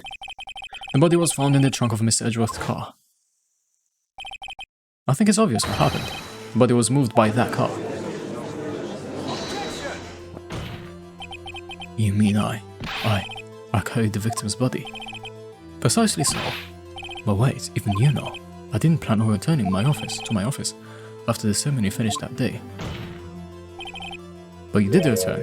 Tell me why. I was asked to go, by Chief Gant no less. He told me he wanted to keep it here in the prosecutor's office. In any case, on the day of the stabbings, I brought this back here. So you see, what you were really taking to the prosecutor's office wasn't the screwdriver, but the victim's body in your trunk. Detective Goodman's body was carried in the trunk of Mr. Edgeworth's car. Yes, unless, of course, you have another explanation, Chief. Why else would you have asked Mr. Edgeworth to transport evidence from a closed case? There's only one plausible explanation. To transport the body to your accomplice, Miss Lana Skye.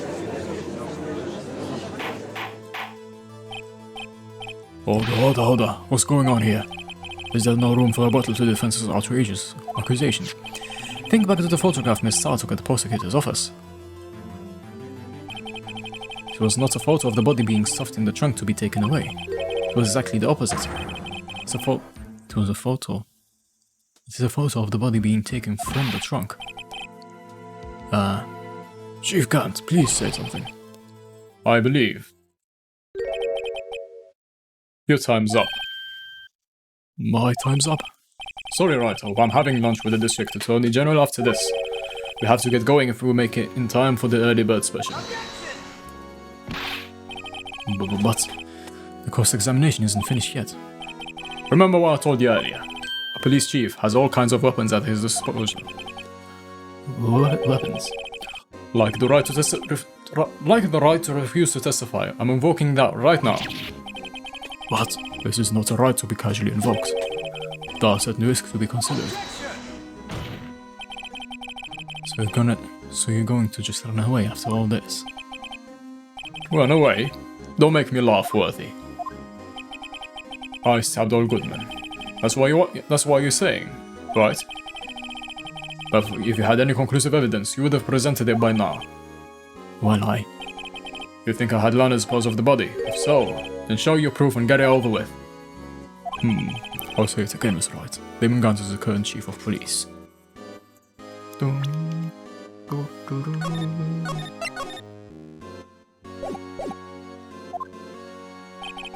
This court will not tolerate any accusations against him without concrete proof. Well, Miss Wright, Your Honor? do you have any concrete proof? Proof that Chief Gant murdered Detective Goodman and made Miss Kai dispose of his body. Do you have any concrete proof? Okay, so I can't save here.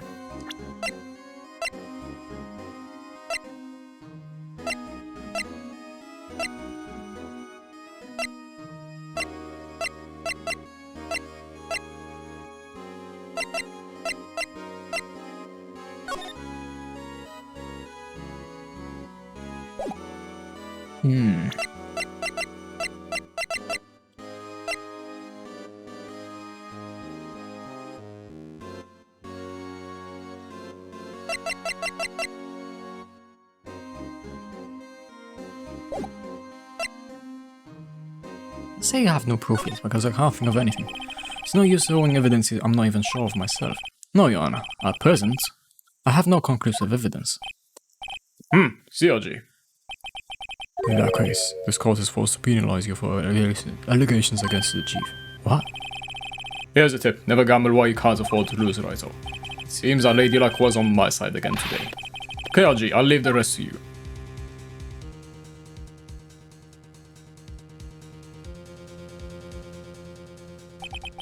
Warned you earlier, Miss Wright. This is an affront to a senior officer in the nation's law enforcement agency. Wah! Oh. Lady Luck, Maybe we should... Lady Luck, Maybe we should have a word with her. Miss Edgeworth, what do you mean? There's one lady who knows the real truth behind this trial. We haven't yet had the honor of hearing her testimony. A lady who knows the truth, another witness. In the absence of conclusive evidence, only other method of proof is testimony. But Chief Gant has invoked his right to refuse to testify. There's still someone else. One more witness who can answer all the questions raised in this trial. Someone right in this very room. Miss Edgeworth, who is this person? Why are you asking me, Your Honor? Have you forgotten? The defense is the one calling witnesses today. It has to be her. Can't just stop now. Yes, Your Honor. Defense calls forth Lana Sky. The defendant, Miss Lana Sky. She was in the underground parking lot at 5:15 p.m. on February 21st. Her task to dispose of the victim's body. In accordance with a certain someone's orders. Miss Edgeworth. Prosecution has no objections, Your Honor. Very well, the court will now take its final recess for the day. In 15 minutes, we will reconvene to hear the defendant's testimony. This court is now in Hold on? Huh? Chief Grant, I thought you were going to eat. Listen good, Lana. He's talking to Lana. I don't think you need me to tell you, but if you accept Mr. Wright's claims, there will be terrible consequences. That's right. Your sister will be found guilty for Neil Marshall's murder. This isn't good. Of course you'd never support such outrageous claims anyway, right? Just something to think about. Alright then. I've got a lunch date to meet. She's gonna leave. Okay, if there aren't any further objections, this court is now in recess. 2 p.m. Looks like we managed to stay in the game. Yeah, thanks to your help, Edgeworth. Nice, Chief. Here's something else, pass. Detective Gumshoe. I'm not a detective anymore. Oh yeah, sorry about that. Don't worry, I've already said it where to work now. At your office. My office? That would be nice, actually. Sure. I'll take the place of that top-notch girl you used to work with. What do you mean? Maya? Of course, who else? Still looks like we're all out of moves now. Chief Gant's done it again. Always gets the upper hand. It's not fair he has the right to refuse to testify. Settle down, Wright. Remember what the judge said. Risks. What did he mean by that? Yeah. It's simple. If the chief refuses to testify, because it also holds true. Who could it be? I'm gonna guess. Emma? You mean he forfeits his right to say anything too? I knew it! Emma, are you okay? Yeah, when I came to, I was in the medical office. I've been listening to the trial from the gallery. So, she heard everything that's been going on. Emma, I'm sorry for what I said before. No, don't be, it was the truth. You know, it's funny, I almost feel somehow relieved. Relieved? Yeah. Now finally know what really happened. To think all this time my sister was being blackmailed by that terrible man, and she did it all just to protect me.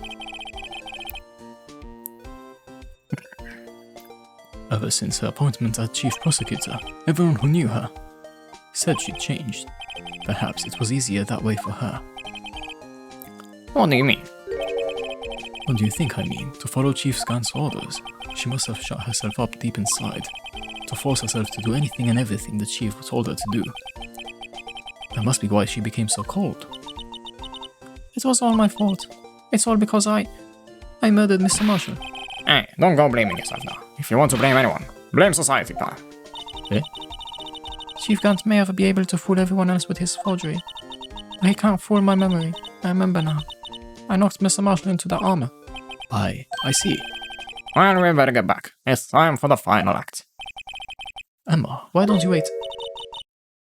No, I'm going with you. Exclamation. I want to be there when Lana tells the truth. Let's go, Wright. It's time to end this. To be continued. Wait, what would this be called?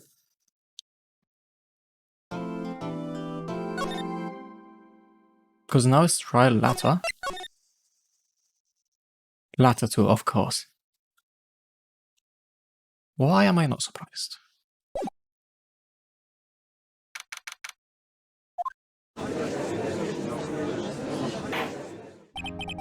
Now then, will the defendant, Mr. Lana Sky, please take the stand?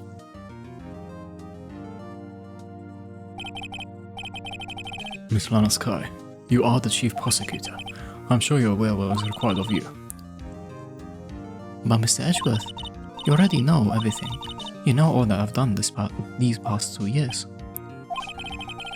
Please provide the court with the testimony, Miss Sky. And remember, you are under oath. We want to hear the truth.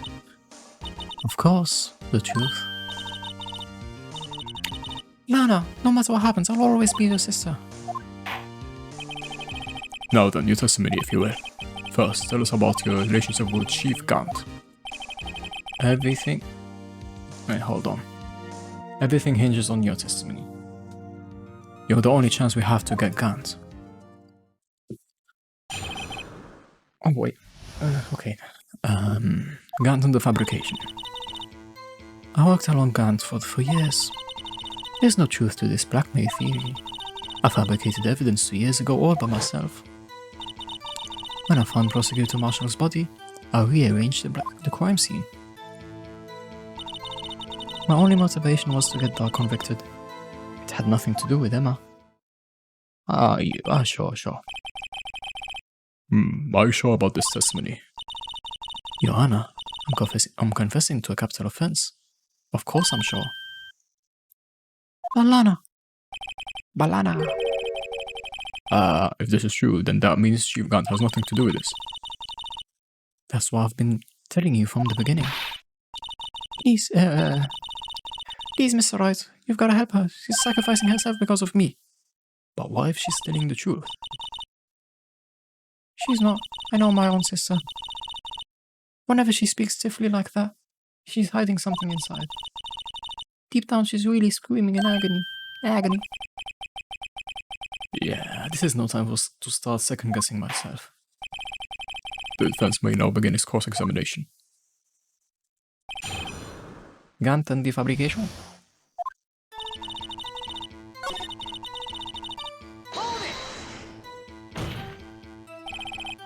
Think about it, Miss Sky. You didn't murder Detective Goodman.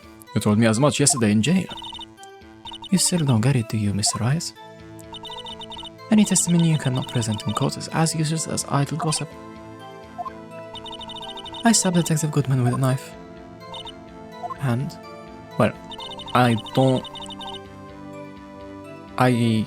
agree with that part. You definitely stabbed him. But the question is, was he dead before then? Obviously, we know that the answer is yes, he was dead before that.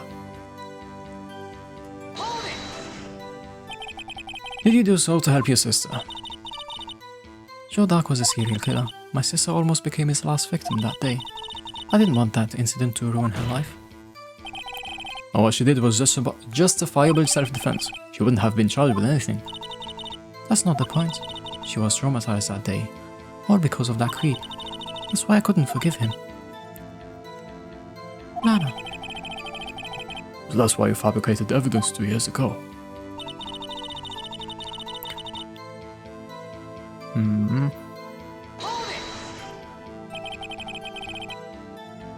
You say you did this all by yourself?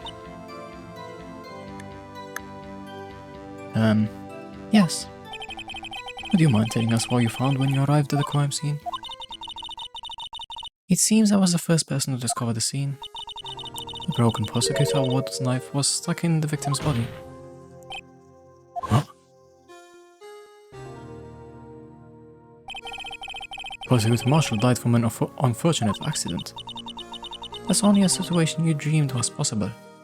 Ah, so somebody got it there before.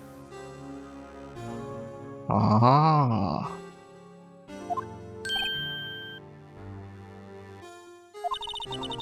The reality is, it wasn't my sister who took the persecutor's life. Fantasize all you want, Mr. Wright. But I'll never change this statement. You mean? You mean Prosecutor Marshall wound up being killed by Dark? something like that? If that is so, what happened to the other murder weapon? Dark was carrying a switchblade knife. Oh, that was lying on the floor a little distance away. It was probably knocked away in the struggle. That's not how it went down. She's trying to cover up her lies with more lies. Or just to protect me.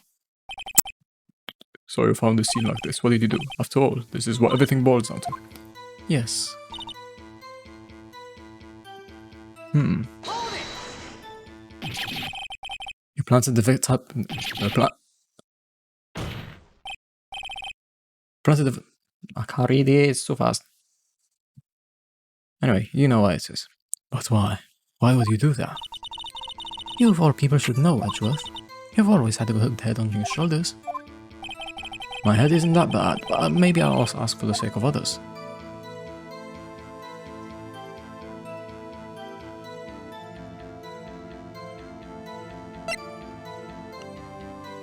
Why did you move the body? That's When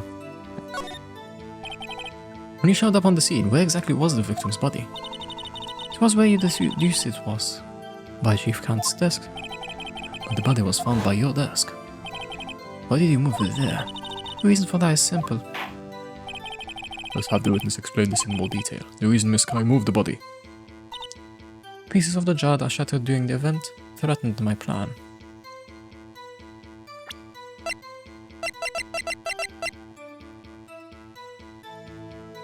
Yeah, but if it was shattered before,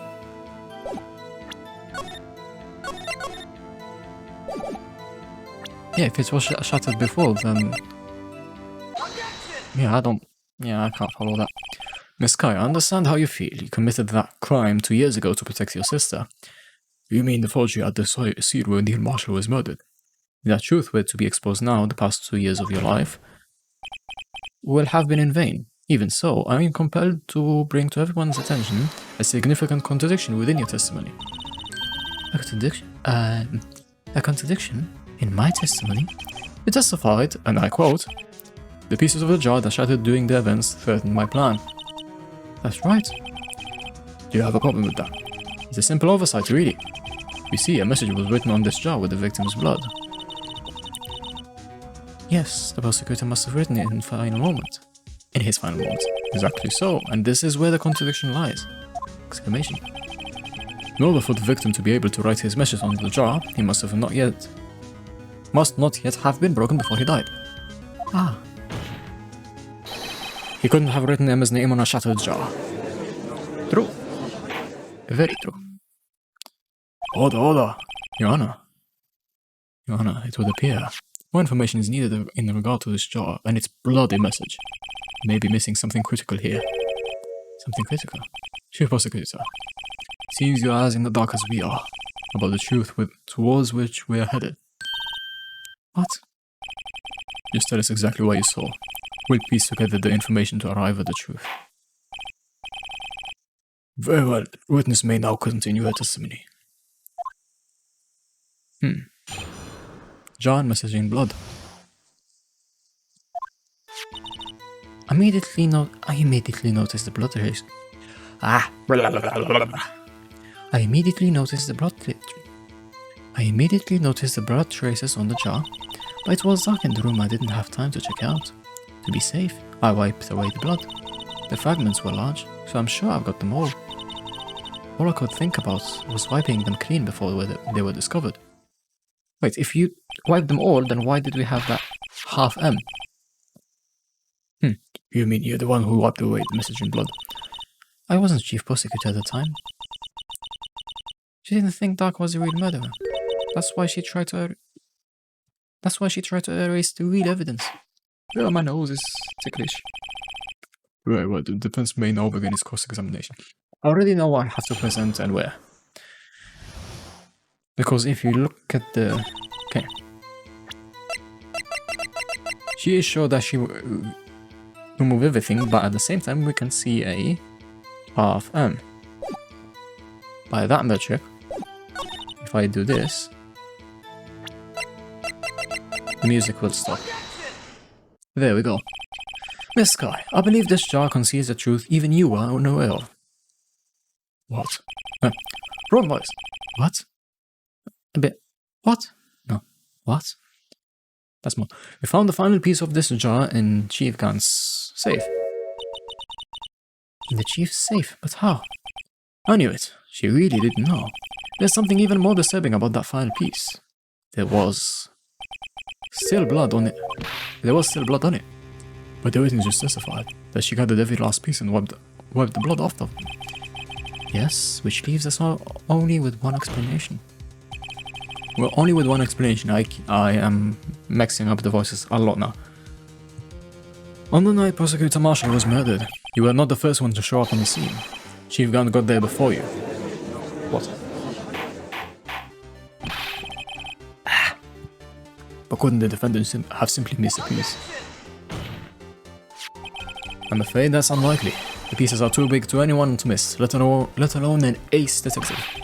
That may well be, but everyone makes mistakes. Even I once wasted an entire day looking for my dentures. They were in my mouth all along. Ha! Can you believe that? Have you forgotten, Your Honor? When this witness arrived at the scene, the jar was already broken. Oh, that. There's no way a name could have written on a shattered jar. Another person discovered the scene prior to the witness. I hope you're not implying this person was Chief Gant. At the time he was looking for dark stone stairs, besides what? Says if he was there first, why would he break the jar thing? The question is, if he did arrive there first, why did he hide that fact for 2 years? Well, Your Honor, can you answer that? No.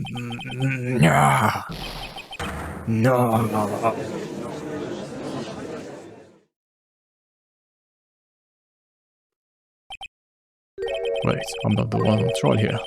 Damon Gant arrived at the crime scene prior to the witness. Proceeded to break the jar and purposely hit one of the broken pieces. Question: why is this action called fabrication of evidence? But why would Chief Gant do that? In light of what happened afterwards, isn't it clear? What happened afterwards? Discovering the scene, Lana Skye believed her sister Emma killed the victim. Determined to help her sister, she sought Gant's aid. Lending her his aid, Gant helped her create evidence that incriminated Doc, sparing Emma, and therein lies the reason. The reason why Miss Skye became the chief's puppet. Oof. No, I did it on my own. Please, Please, sis, stop trying to protect the chief. I can't watch you suffer anymore for my sake. No, you didn't. It wasn't you, Emma. You didn't kill anyone. Don't believe anything Mr. Wright says. First, defense attorneys make up the most foul lies to defend their clients. Foul lies? Imagine that, coming from my own client.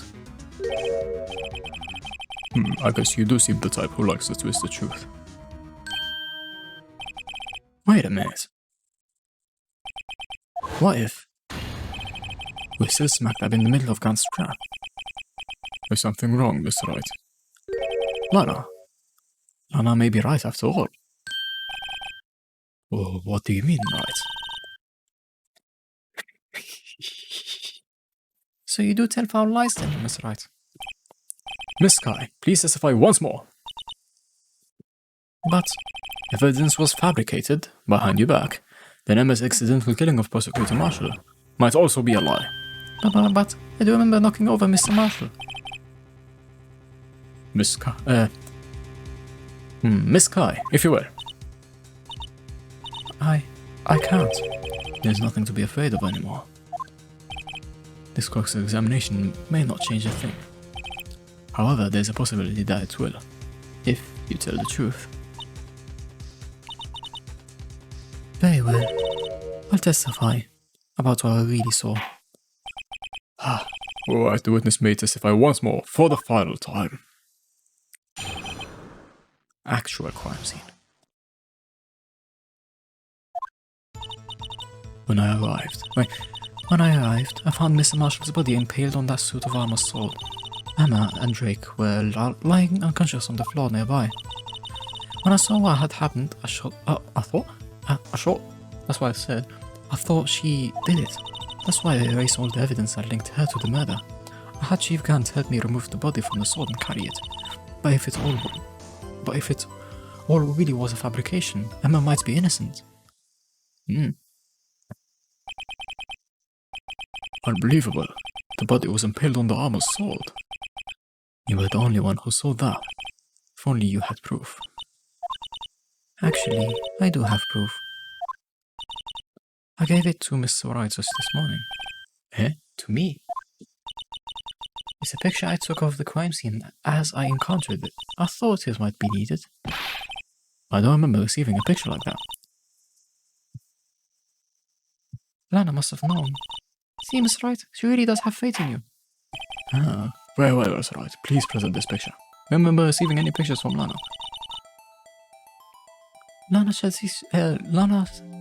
Lana said she gave it to you this morning, right? I seem to remember getting something from her then. Let's check the evidence again. There must be a picture in there somewhere.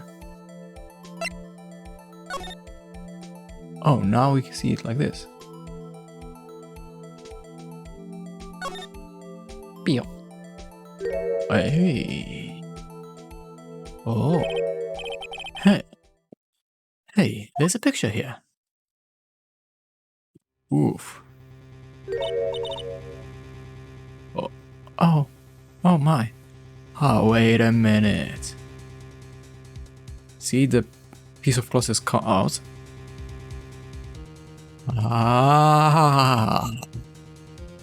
Because the piece of cloth is cut out, and the piece of cloth that was in was Damon Gant's safe, didn't have blood on it, means that he cut it out after. He was, before he was killed. Which means that it can only be Damon Gant who killed him. Because if that's how she found it, it couldn't be her.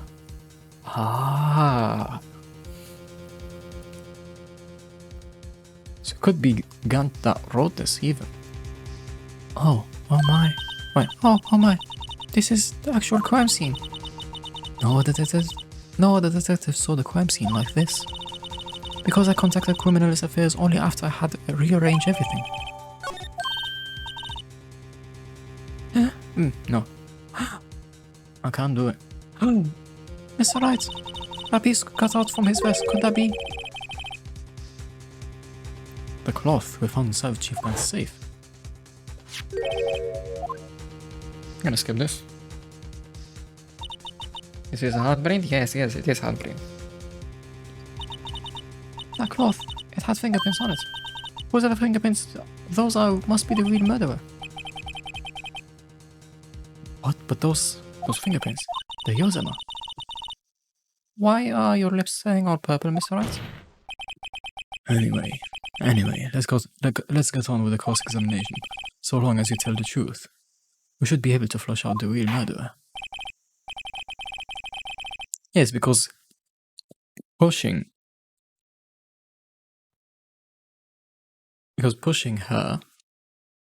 him doesn't automatically mean that. Doesn't actually automatically mean killing him. At the same time, if the push that she did is what killed him, then there should be at least some blood on the cloth, but there isn't. Which means that push happened way before. Very well. The defense may now begin its cross-examination.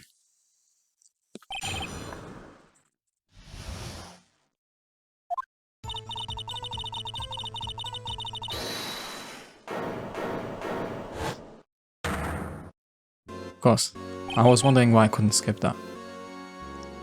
Come now, Audrey. This is the poorest excuse for a trial I've ever seen. Chief Guard. What, now you want to make me out as the bad guy too? If so, I'd like to put in a word or two in my defense. I'm afraid it's too late for that. What? You already declined to testify. That means you forfeited your right to make statements of any sort. This must be that risk we were talking about earlier. Just sit back, relax, and enjoy the sound of the noose tightening around your own neck. Whoa, that's a sentence.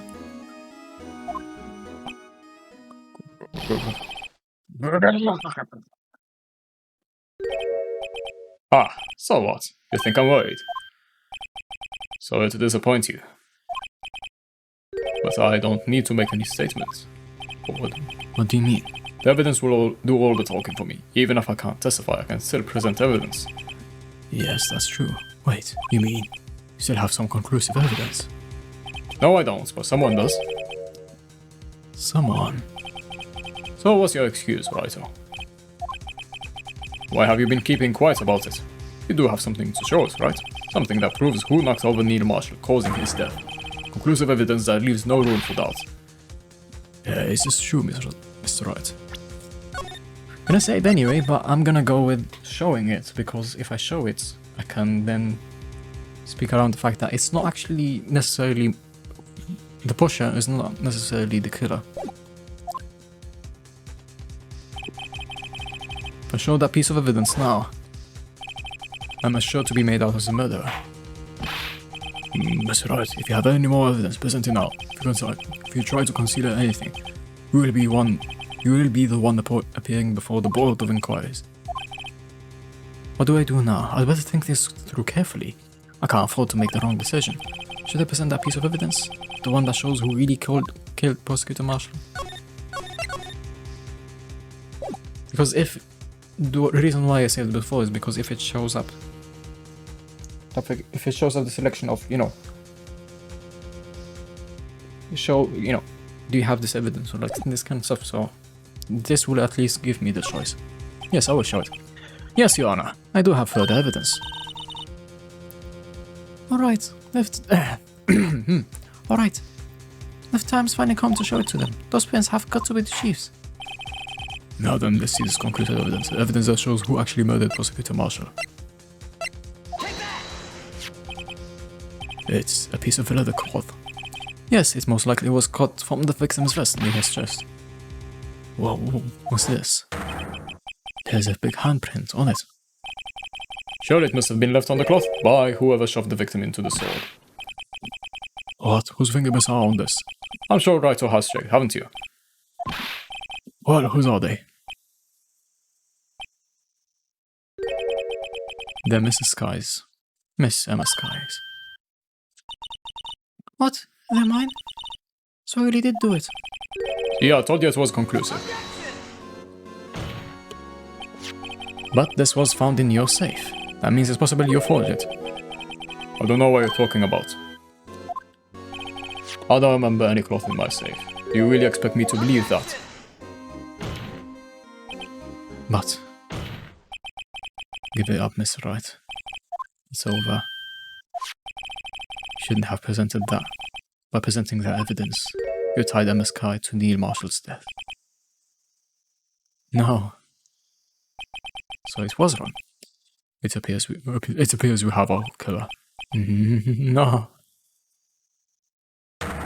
No. Everything hinged on that point. In the end, Lana alone was found guilty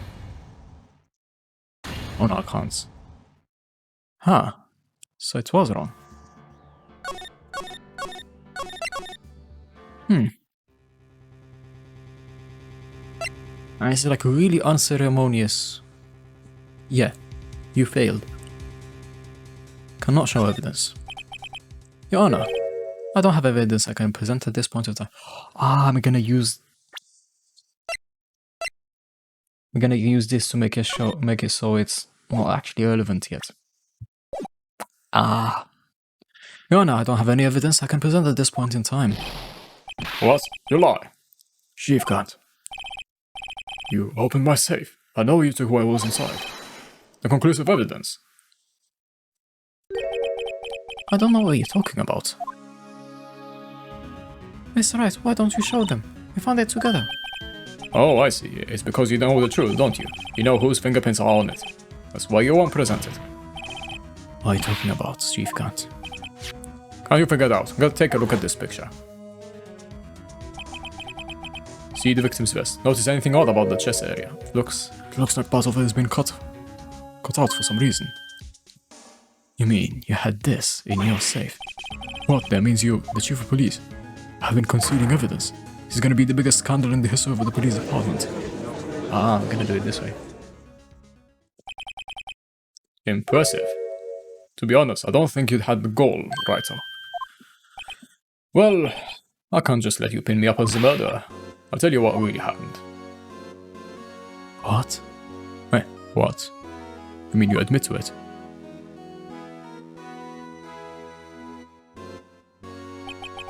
I was the first person to arrive at the crime scene that day.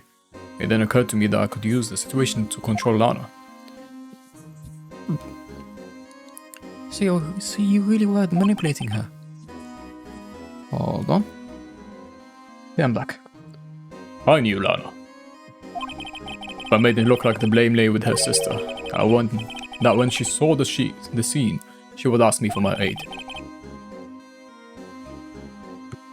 So, you assisted Miss Sky? Told her to arrange all the evidence. I had her plant the knife tip in the victim's body and move the body across the room. I ended up using the evidence to get Joe convicted. When I tampered with the crime scene, I had 2 pieces of evidence. This was before Lana arrived at the scene, mind you. 2 pieces of evidence? You mean those items in your safe? But why? for insurance, of course. Insurance? I was sure my plan would work, but it's always best to be prepared for the worst. I wasn't about to let anyone blame me for a murder that girl committed. You mean you were calculating that far ahead while forging the evidence? What do you take me for, a fool? I didn't make police chief by dumb luck. See this jar fragment? I hid the most legible part of Emma's name. I didn't expect Lana to go and wipe the blood of all the pieces. But if you fabricated all the evidence, what's that you say you didn't fabricate the message on this jar too? Oh. Some people just don't know when to quit, do they? That's why I kept one more item for insurance.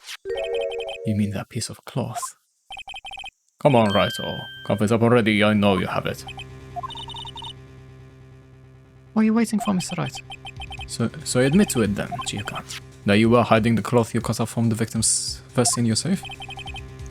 Yes, I admit it. I didn't want anything to do with that being chief and all, but it's a lot better than being portrayed as a murderer.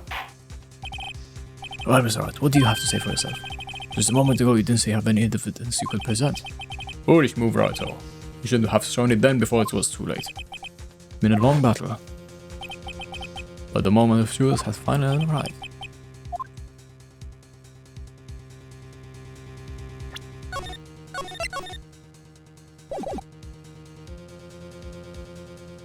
Show evidence.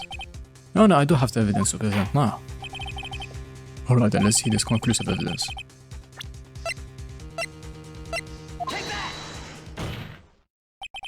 Let me verify this once more. On the day of the crime, you personally cut out this piece of the victim's vest. Oh, yes.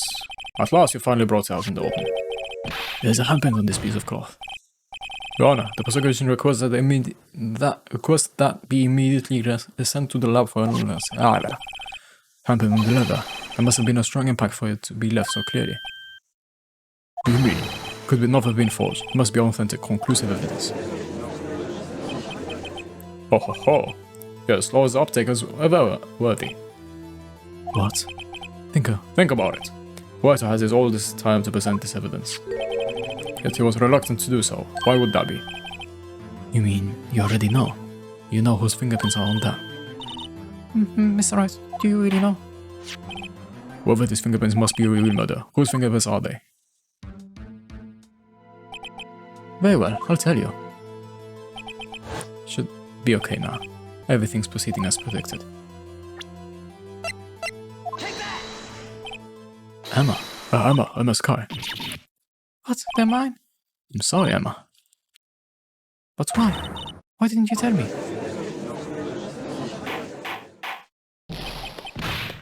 Ho ho ho. Really something, Wright. You knew this girl did it all along, but still tried to pin the murder on me. So it's true. Tragic but true. This girl really did shove Prosecutor Marshall to his death. Hold it. How could you? You're a monster. Miss Sky. You knew his fingerprints those all along, yet you acted like she really didn't. Miss Sky, it's not over yet. What? I said this trial isn't over yet.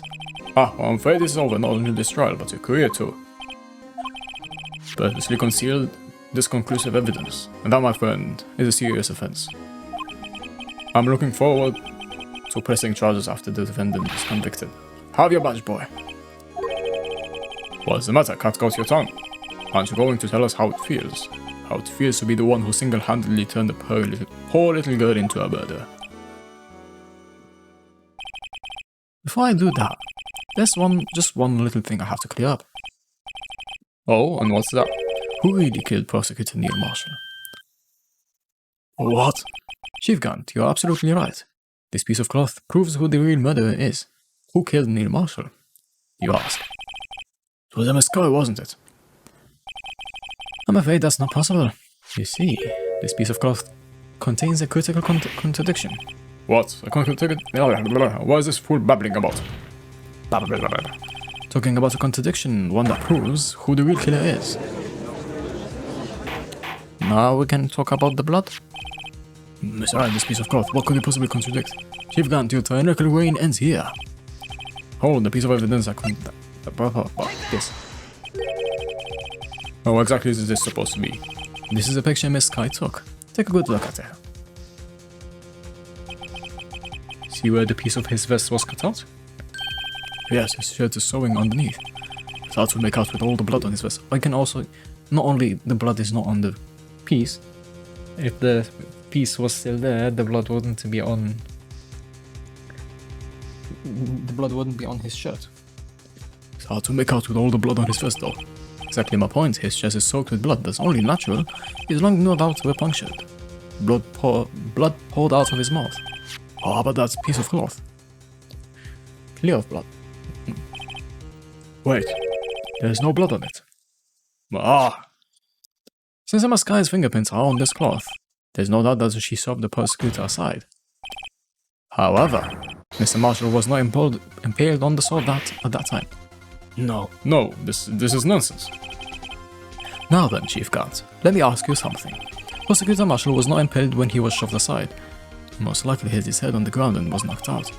If so, then tell me, who could have it been? Who could have arrived at the scene before Miss Lana Sky, picked up the unconscious prosecutor, and impaled him on the armor's sword? And then, to make it look like Emma was responsible for the prosecutor's death, said person proceeded to write her name on the jar with the victim's blood, a jar that they then broke on purpose to leave behind a clue, and make Lana believe her sister did it. Remember what he admitted only moments ago? that you personally cut out this bloodless piece of the victim's vest? Ironic, isn't it? Through the very act of creating insurance, you proved that you were the actual murderer.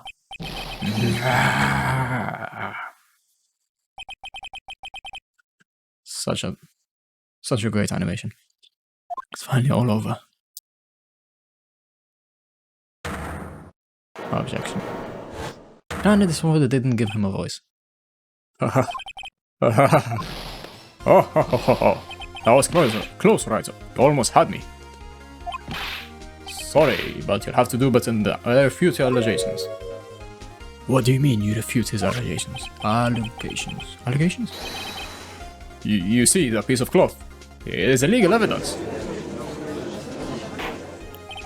Order. What nonsense is this? Illegal evidence cannot be used to convict a suspect. Remember Aji? Earlier, Wright here concealed that piece of cloth. I'm gonna skip that. Well, that's true. The defense did refuse to present evidence. At that moment, that piece of cloth, ceased to be legal evidence. But that's not fair. Oh. You actually think you could best me in court? Looks like the last laugh on you, son. It wasn't relevant yet. That's my point. I'm afraid Mr. Gant's claim is legally correct. Well, Mr. Edgeworth. True, illegal evidence cannot be used to convict a person, assuming, of course, that the evidence is indeed illegal. Well, was right. It seems at last. The time for me to reveal my plan has finally arrived. Miss Wright, do you admit to it? I purposely and legally concealed this piece of cloth. I did not. Admit I refused to present it at one point. Aha, so the evidence is illegal. Objection. No, it isn't, Mr. Gant. Ha. It's not that I didn't present evidence then, it's that I couldn't. What do you mean you couldn't? Well, wrong place. There are certain procedures involved when presenting evidence. No, G, don't listen to his lies. He's nothing but a coward. I really believe. There's only one issue left to be resolved in this trial. Is this evidence legal or not? Very well, let us settle this once for all. Earlier you refused to present evidence. If you can prove your conduct was not in violation of the law, do so now. There we go. Here's my proof, Your Honor. Evidence law. What's this? I've done my homework too, Chief. Indeed, MSK's fingerprints were on this piece of cloth. However, at that point of time, this was merely a piece of cloth, nothing more. What? You see, it's written right in this book, the second rule of evidence law. Rule number 1. No evidence shall be shown without the approval of the police department. Found this piece of evidence myself inside your safe. Goes without saying I did not have approval from the police department. Rule number 2. Unregistered evidence presented must be relevant to the case on trial. And here's the crux of the matter. You see, at the time it was impossible for me to prove the relevance between the cloth and the SL9 incident. What? What kind of nonsense is this? You want relevancy? Just take one look at this picture and... Sorry, but you can recall when? Can you recall when that picture was presented? I was shown only a few moments ago. No! Yes, right. At the beginning of today's trial, that piece of cloth was still meaningless. The person who gave it value of evidence was you, Dame Gant. You yourself confessed to a certain truth. Let me verify this once more. On the day of the crime, you personally cut out this piece of the victim's vest. Oh. I don't need to read that. No! It was then that you approved this cloth as conclusive evidence. Yes, you, the chief of police, personally approved this cloth. The only person who could have cut this from the victim's vest is the one who stood before Prosecutor Marshall in his final moments. In other words, the real murderer. There's only one person who could that be. Who that could be. Damon Gant. The killer was you.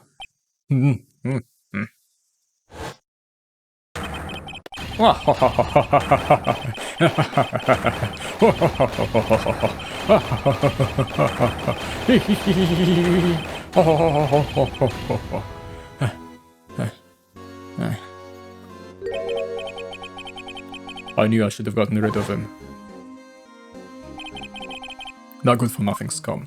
2 years he's been snooping around that apartment trying to get something on me. Crimes are being committed every day, yet he insisted on hounding me. Well, your crime wasn't exactly petty. He wanted to investigate the case. He quitted Angel Star and convinced Bruce Goodman. Detective Goodman. Yeah, that's right.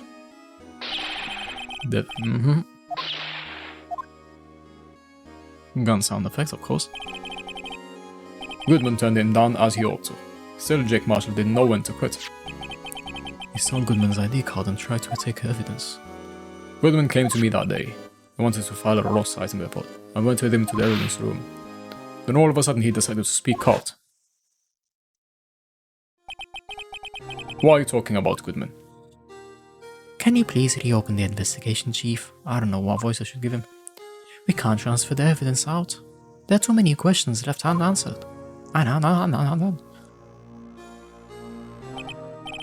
He opened his evidence locker and he was taking the evidence out, he said. It's not too late. I'm going to hand all of this over to Marshall. Well, to be honest, I was a bit taken aback by his verdict. Had a bad feeling when he came to see me, but I never thought he'd bring up SL9. That's when I saw it that accursed night. So he killed him with that. Huh. I couldn't just pull it out. Doing so would only lead to more blood, making it near impossible to hide your crime. Even so, the blood was just pouring out. I didn't know who might stumble in, so I hurried to wipe it up. I was wondering so much about the floor that I didn't realize my fatal mistake. The bloody handprint on Detective Gumshoe's locker. I used to be known as the crime computer. Everyone has to start somewhere, I guess. I was too nervous. Had no business doing any of it. Then you put the body in my car. I'm sorry, I couldn't think of any other way to remove the body. I broke your trunk, but what's the big deal? Oh, that's how I did it. You make me a lot more than us detectives ever will. Leaving the prosecution Sky aside, how could you get Mrs. Sky involved in all of this? Well, she had as much to lose as I did if the truth came out. So you took the evidence from Detective Goodman's locker. Felt bad for having to do it. I also didn't have the time to pick and choose what to take. So, you left the jaw fragments and left the glove. Yeah. Looks like I was better off being an investigator of crimes than a committer. I mean, you did kill him at first, so you've been a committer for 2 years. They all did their best to get in my way. I've gotta hand it to them, they do their jobs well. Much to my dismay. Fake evidence doesn't hold up very well up in close examination. You must have known that. Tell me, Worthy, why do you stand in court? Me? You despise criminals, I can feel it. You and me, we're the same. One day you'll understand. Oh, believe me, you will. You're just one man. You see what it really takes to bring them down once you try to go it alone.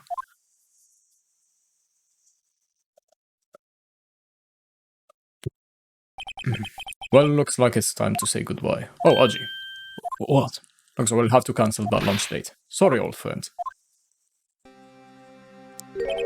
I'm sorry too, Damon Gant.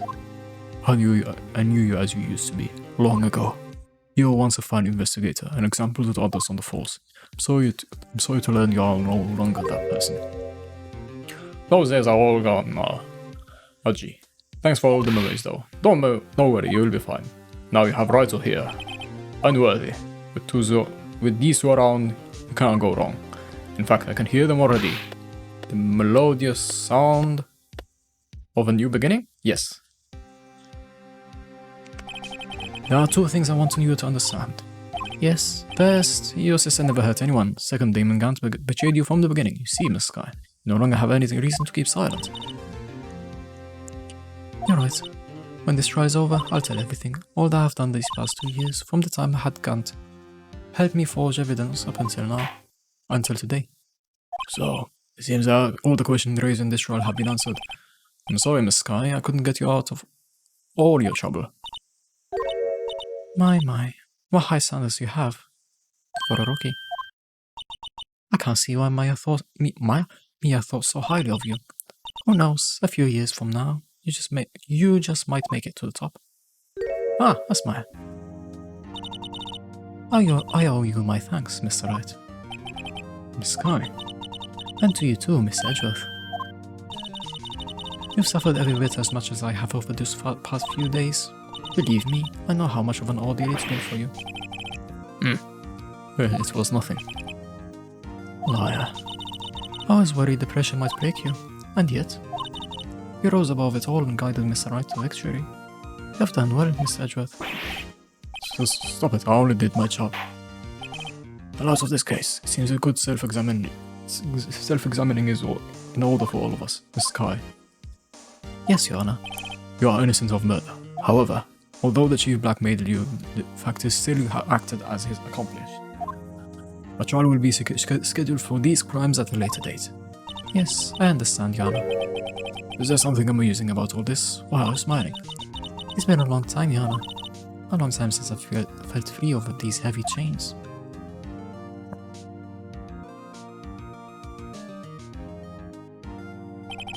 Well, this trial has gone on far too long already. Regarding the charge of murder, this court finds the defendant, Miss Lana Sky, not the guilty. Finally.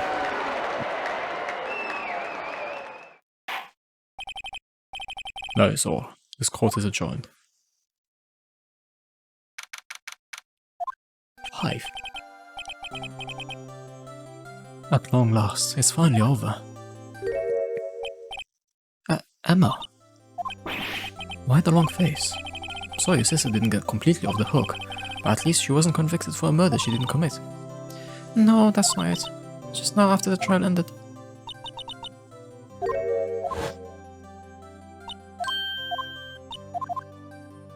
We just seen this, I don't need to see it again. You know, I did my best too, but Lana didn't say a single word to me. Hope I'm not interrupting anything, perhaps. You did again. Oh, I guess I am. I'll come back later. Hey, wait, Detective Gumshoe, where is it? There's no purple, aren't you? Purple's on you. I hate saying the same thing. Hey, lighten up, pal. I'm only kidding.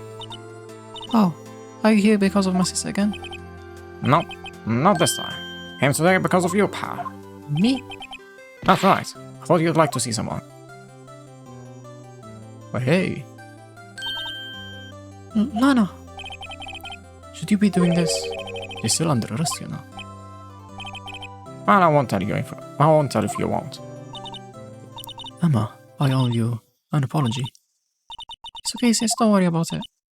That day 2 years ago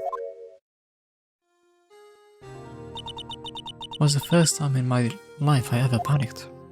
It was all I could do to keep myself from screaming. All I could think about was keeping you from getting wrapped up in that mess.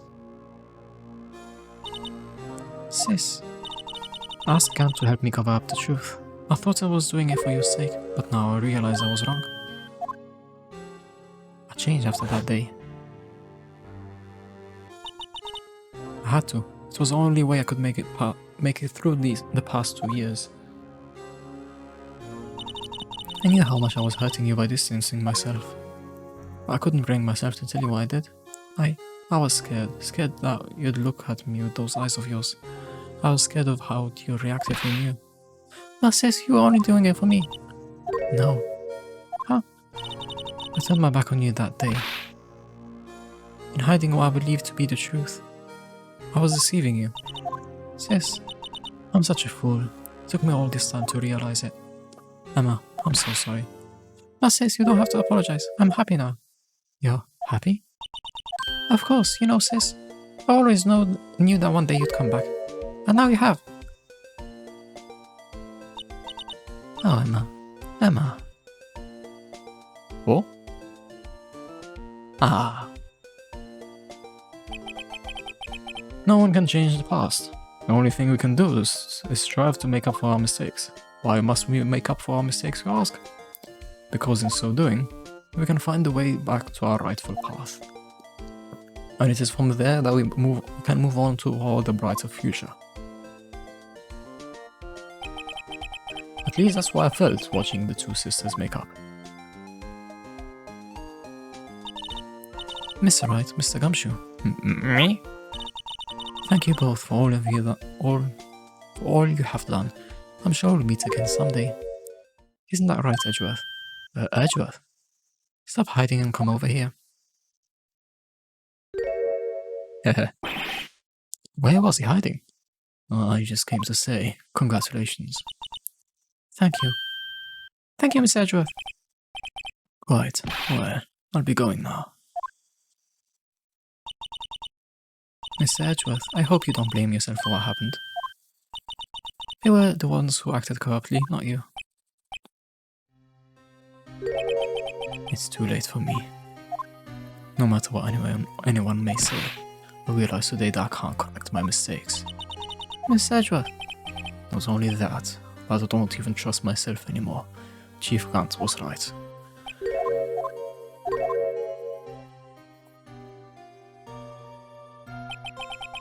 I do despise criminals.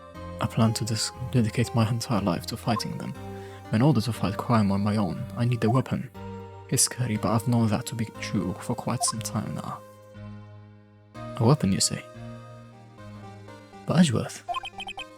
Who knows, given enough time, I might have tried to pull something like Chief Grant did. That thought terrifies me. That's why I can't continue on as a prosecutor.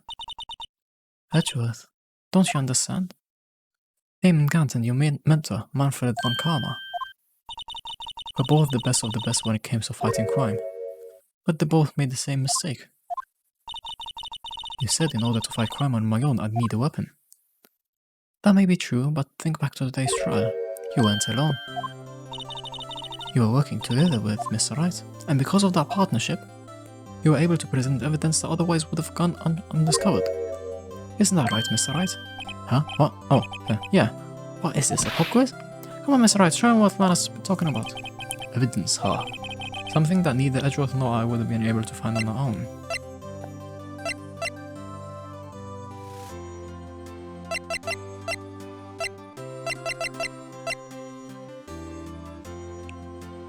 I wanna get this right.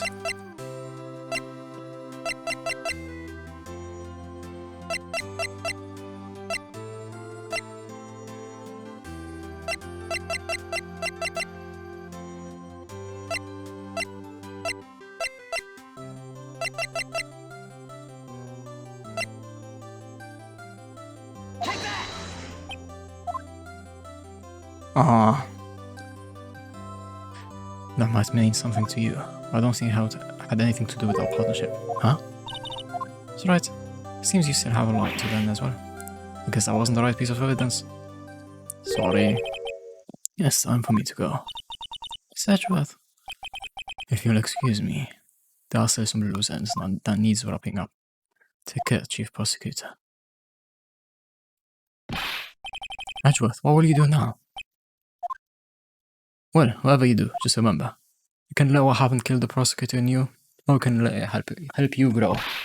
In the end, it's up to you. I know. It seems I owe you my thanks too, right? But what I face now is my problem. Edgeworth, I'll be waiting for you in court. Farewell. I'd better be going too. Okay, but I'll be by to visit soon. See, we both have a lot to learn and catching up to do. Here, this is a little something for you. Scientific investigation. It's the first book I ever bought. Study it well. Thanks, yes, I will. How nice. And so another case came to a close. As for the sisters, I have faith. Faith that their lives have only just begun. It's a nice drawing. Very cute. And as for me, I think it's time I started on a new journey of my own. Oh, a journey to rediscover myself. Oh, this is like an animation instead. Huh. Well, don't go tracking off just yet, pal. Huh? Why is it, Detective? There's just a little matter to be resolved about the chief prosecutor. You see, she isn't supposed to be out of jail like this. What? I thought you said if it's okay. Well, it might be okay with me, but the folks at the prison have a different story. Huh? I think I had to bribe a guard in order to sneak her out for 30 minutes. Believe me, it wasn't cheap either. Huh? Wait, Detective, I didn't know you had a wild side. Aha, well, you see. Mr. Wright he is the one who will be footing the bill. Huh? Huh? Why, you think I could afford it with my salary? You gotta be kidding me, pal. Huh? Huh? Huh? Thank you, Wright, Mr. Wright. You're the best. Why is it? Suddenly I feel like I want to scream. Hey, I got an idea. Why don't we all go pay it off together? Yeah, that's a great idea. Come on, go, guys, let's go. Planning script and director, Shu Takumi.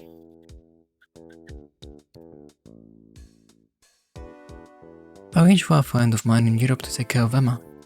I hope she'll be pleased to study under a top coroner. As for me, this affair has pretty much ended my days at the prosecutor's office. Still, I'd managed to find my way back to the field somehow. Then, I'll be able to investigate crimes together with Emma.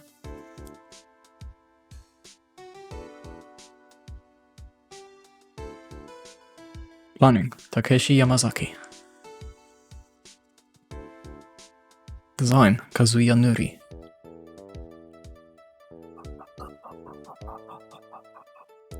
Yikes, I thought I was going off on a woman there. In the end, though, they overlooked my unauthorized investigation of the chief's office. If we penalize you anymore, it'd be worse than fining you. Oof. Yep, that's what they said. Just goes to show, you can't shake me off that easily. That's good to know. Art, Yasuaki Kishimoto, Tatsuya Enomoto. Art, Kojiro Ogiwara, Hiroshika Nagaki. Animation, Kota Fukamachi, Takanori Ishikawa. I forgot his name. My new mission is to guard the main entrance and take care of Billy. Can you believe it? I've been demoted to a security guard. My partner's keeping an eye on the entrance for me today. I'll show him too, though. Someday I'm gonna make detective. Yes, sir, then I can be just like that, the gumshoe.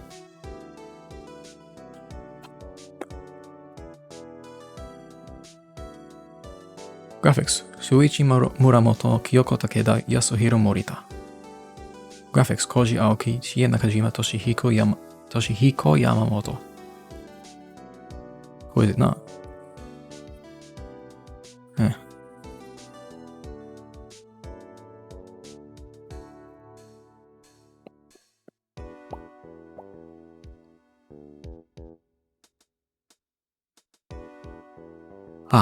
That's good to see. For now, at least. Programming, Fumiyaki Sato. Programming, Yotoshi Sakai, Shiro Mikata, Daisuke Kameko. Why is it? Can't you see I'm having me a showdown with the steak lunch partner? Mr. managed to sneak this to me. She's seeing one of the, cowboy. Looks like you did it. You even gave Bambina back her smile. Can you make sure Billy and the gang get their water?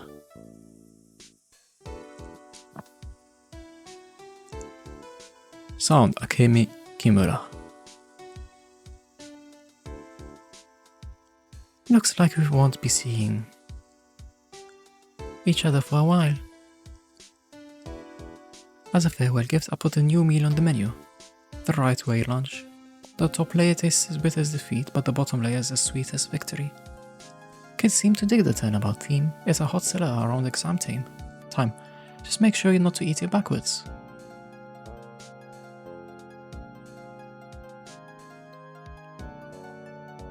Localization, Ben Judd. Localization, Brandon Gay, Kaori Funakoshi. What does that roll off that? I'll never forget what that young defense lawyer said after the trial. Let's see, what was his name again? Mr. Left. Anyway, he said he's been doing something or other for how many years? Well, anyway, I've got another trial to get to, so I better be. Huh? Oh no, got my gavel. Sorry, gotta go. Oh.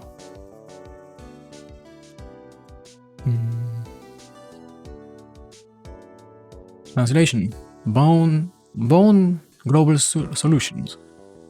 J. Patrick Riley, Yuri Kim, Steve Anderson. Yoko Muto, Alexander O. Smith, Philip Soldini.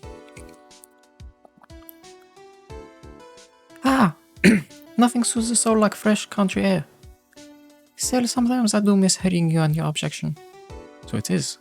Still, I can't go back until I'm a full-fledged spirit medium. Yes, Maya, afternoon's training about to begin. Coming. Well, see you around, Nick. So is it Nick or just sending a message to Nick? Special thanks. Kimiyo Yamazoe, Hayatomo Tamemoto, Tatsuya Yoshikawa, Keiji Kubori, Tomohiro Masuda, Setsuo Yamamoto, Hideaki Katagiri, Miho Kobayashi, Kentaro Ohira, Ryohei Koyama,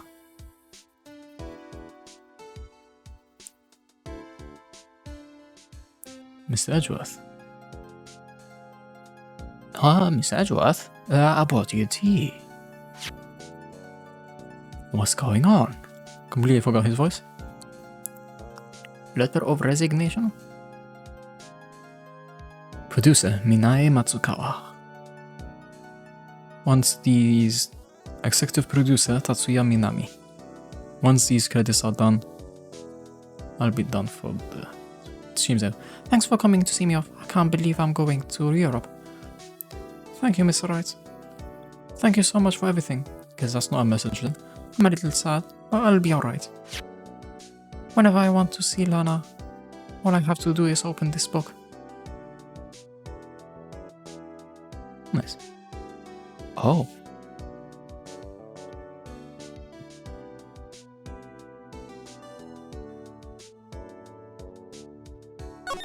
We're always in the back.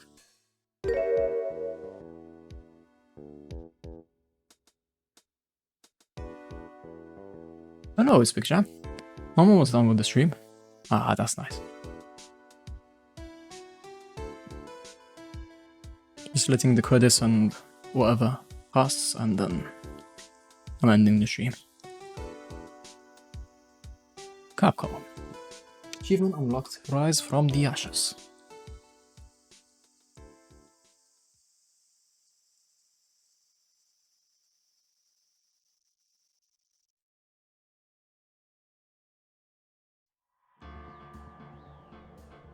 Ah. Okay. Wait, wrong one. There we go. I'm not gonna play anything, so might as well not. But yeah. Yeah,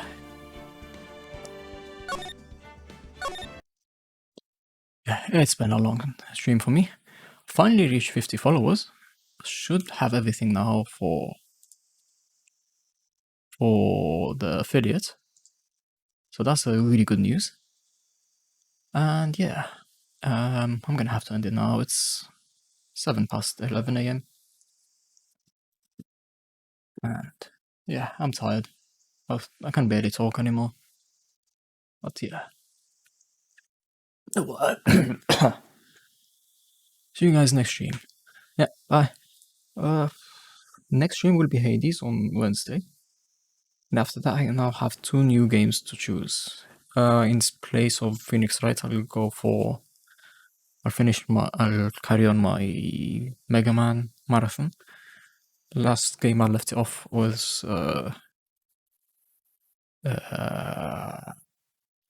Mega Man Legends. I need to check what comes after that. But I don't know which game will replace where Night in the Wood was before. Have to think about that. But yeah, thanks for watching. See you guys next stream.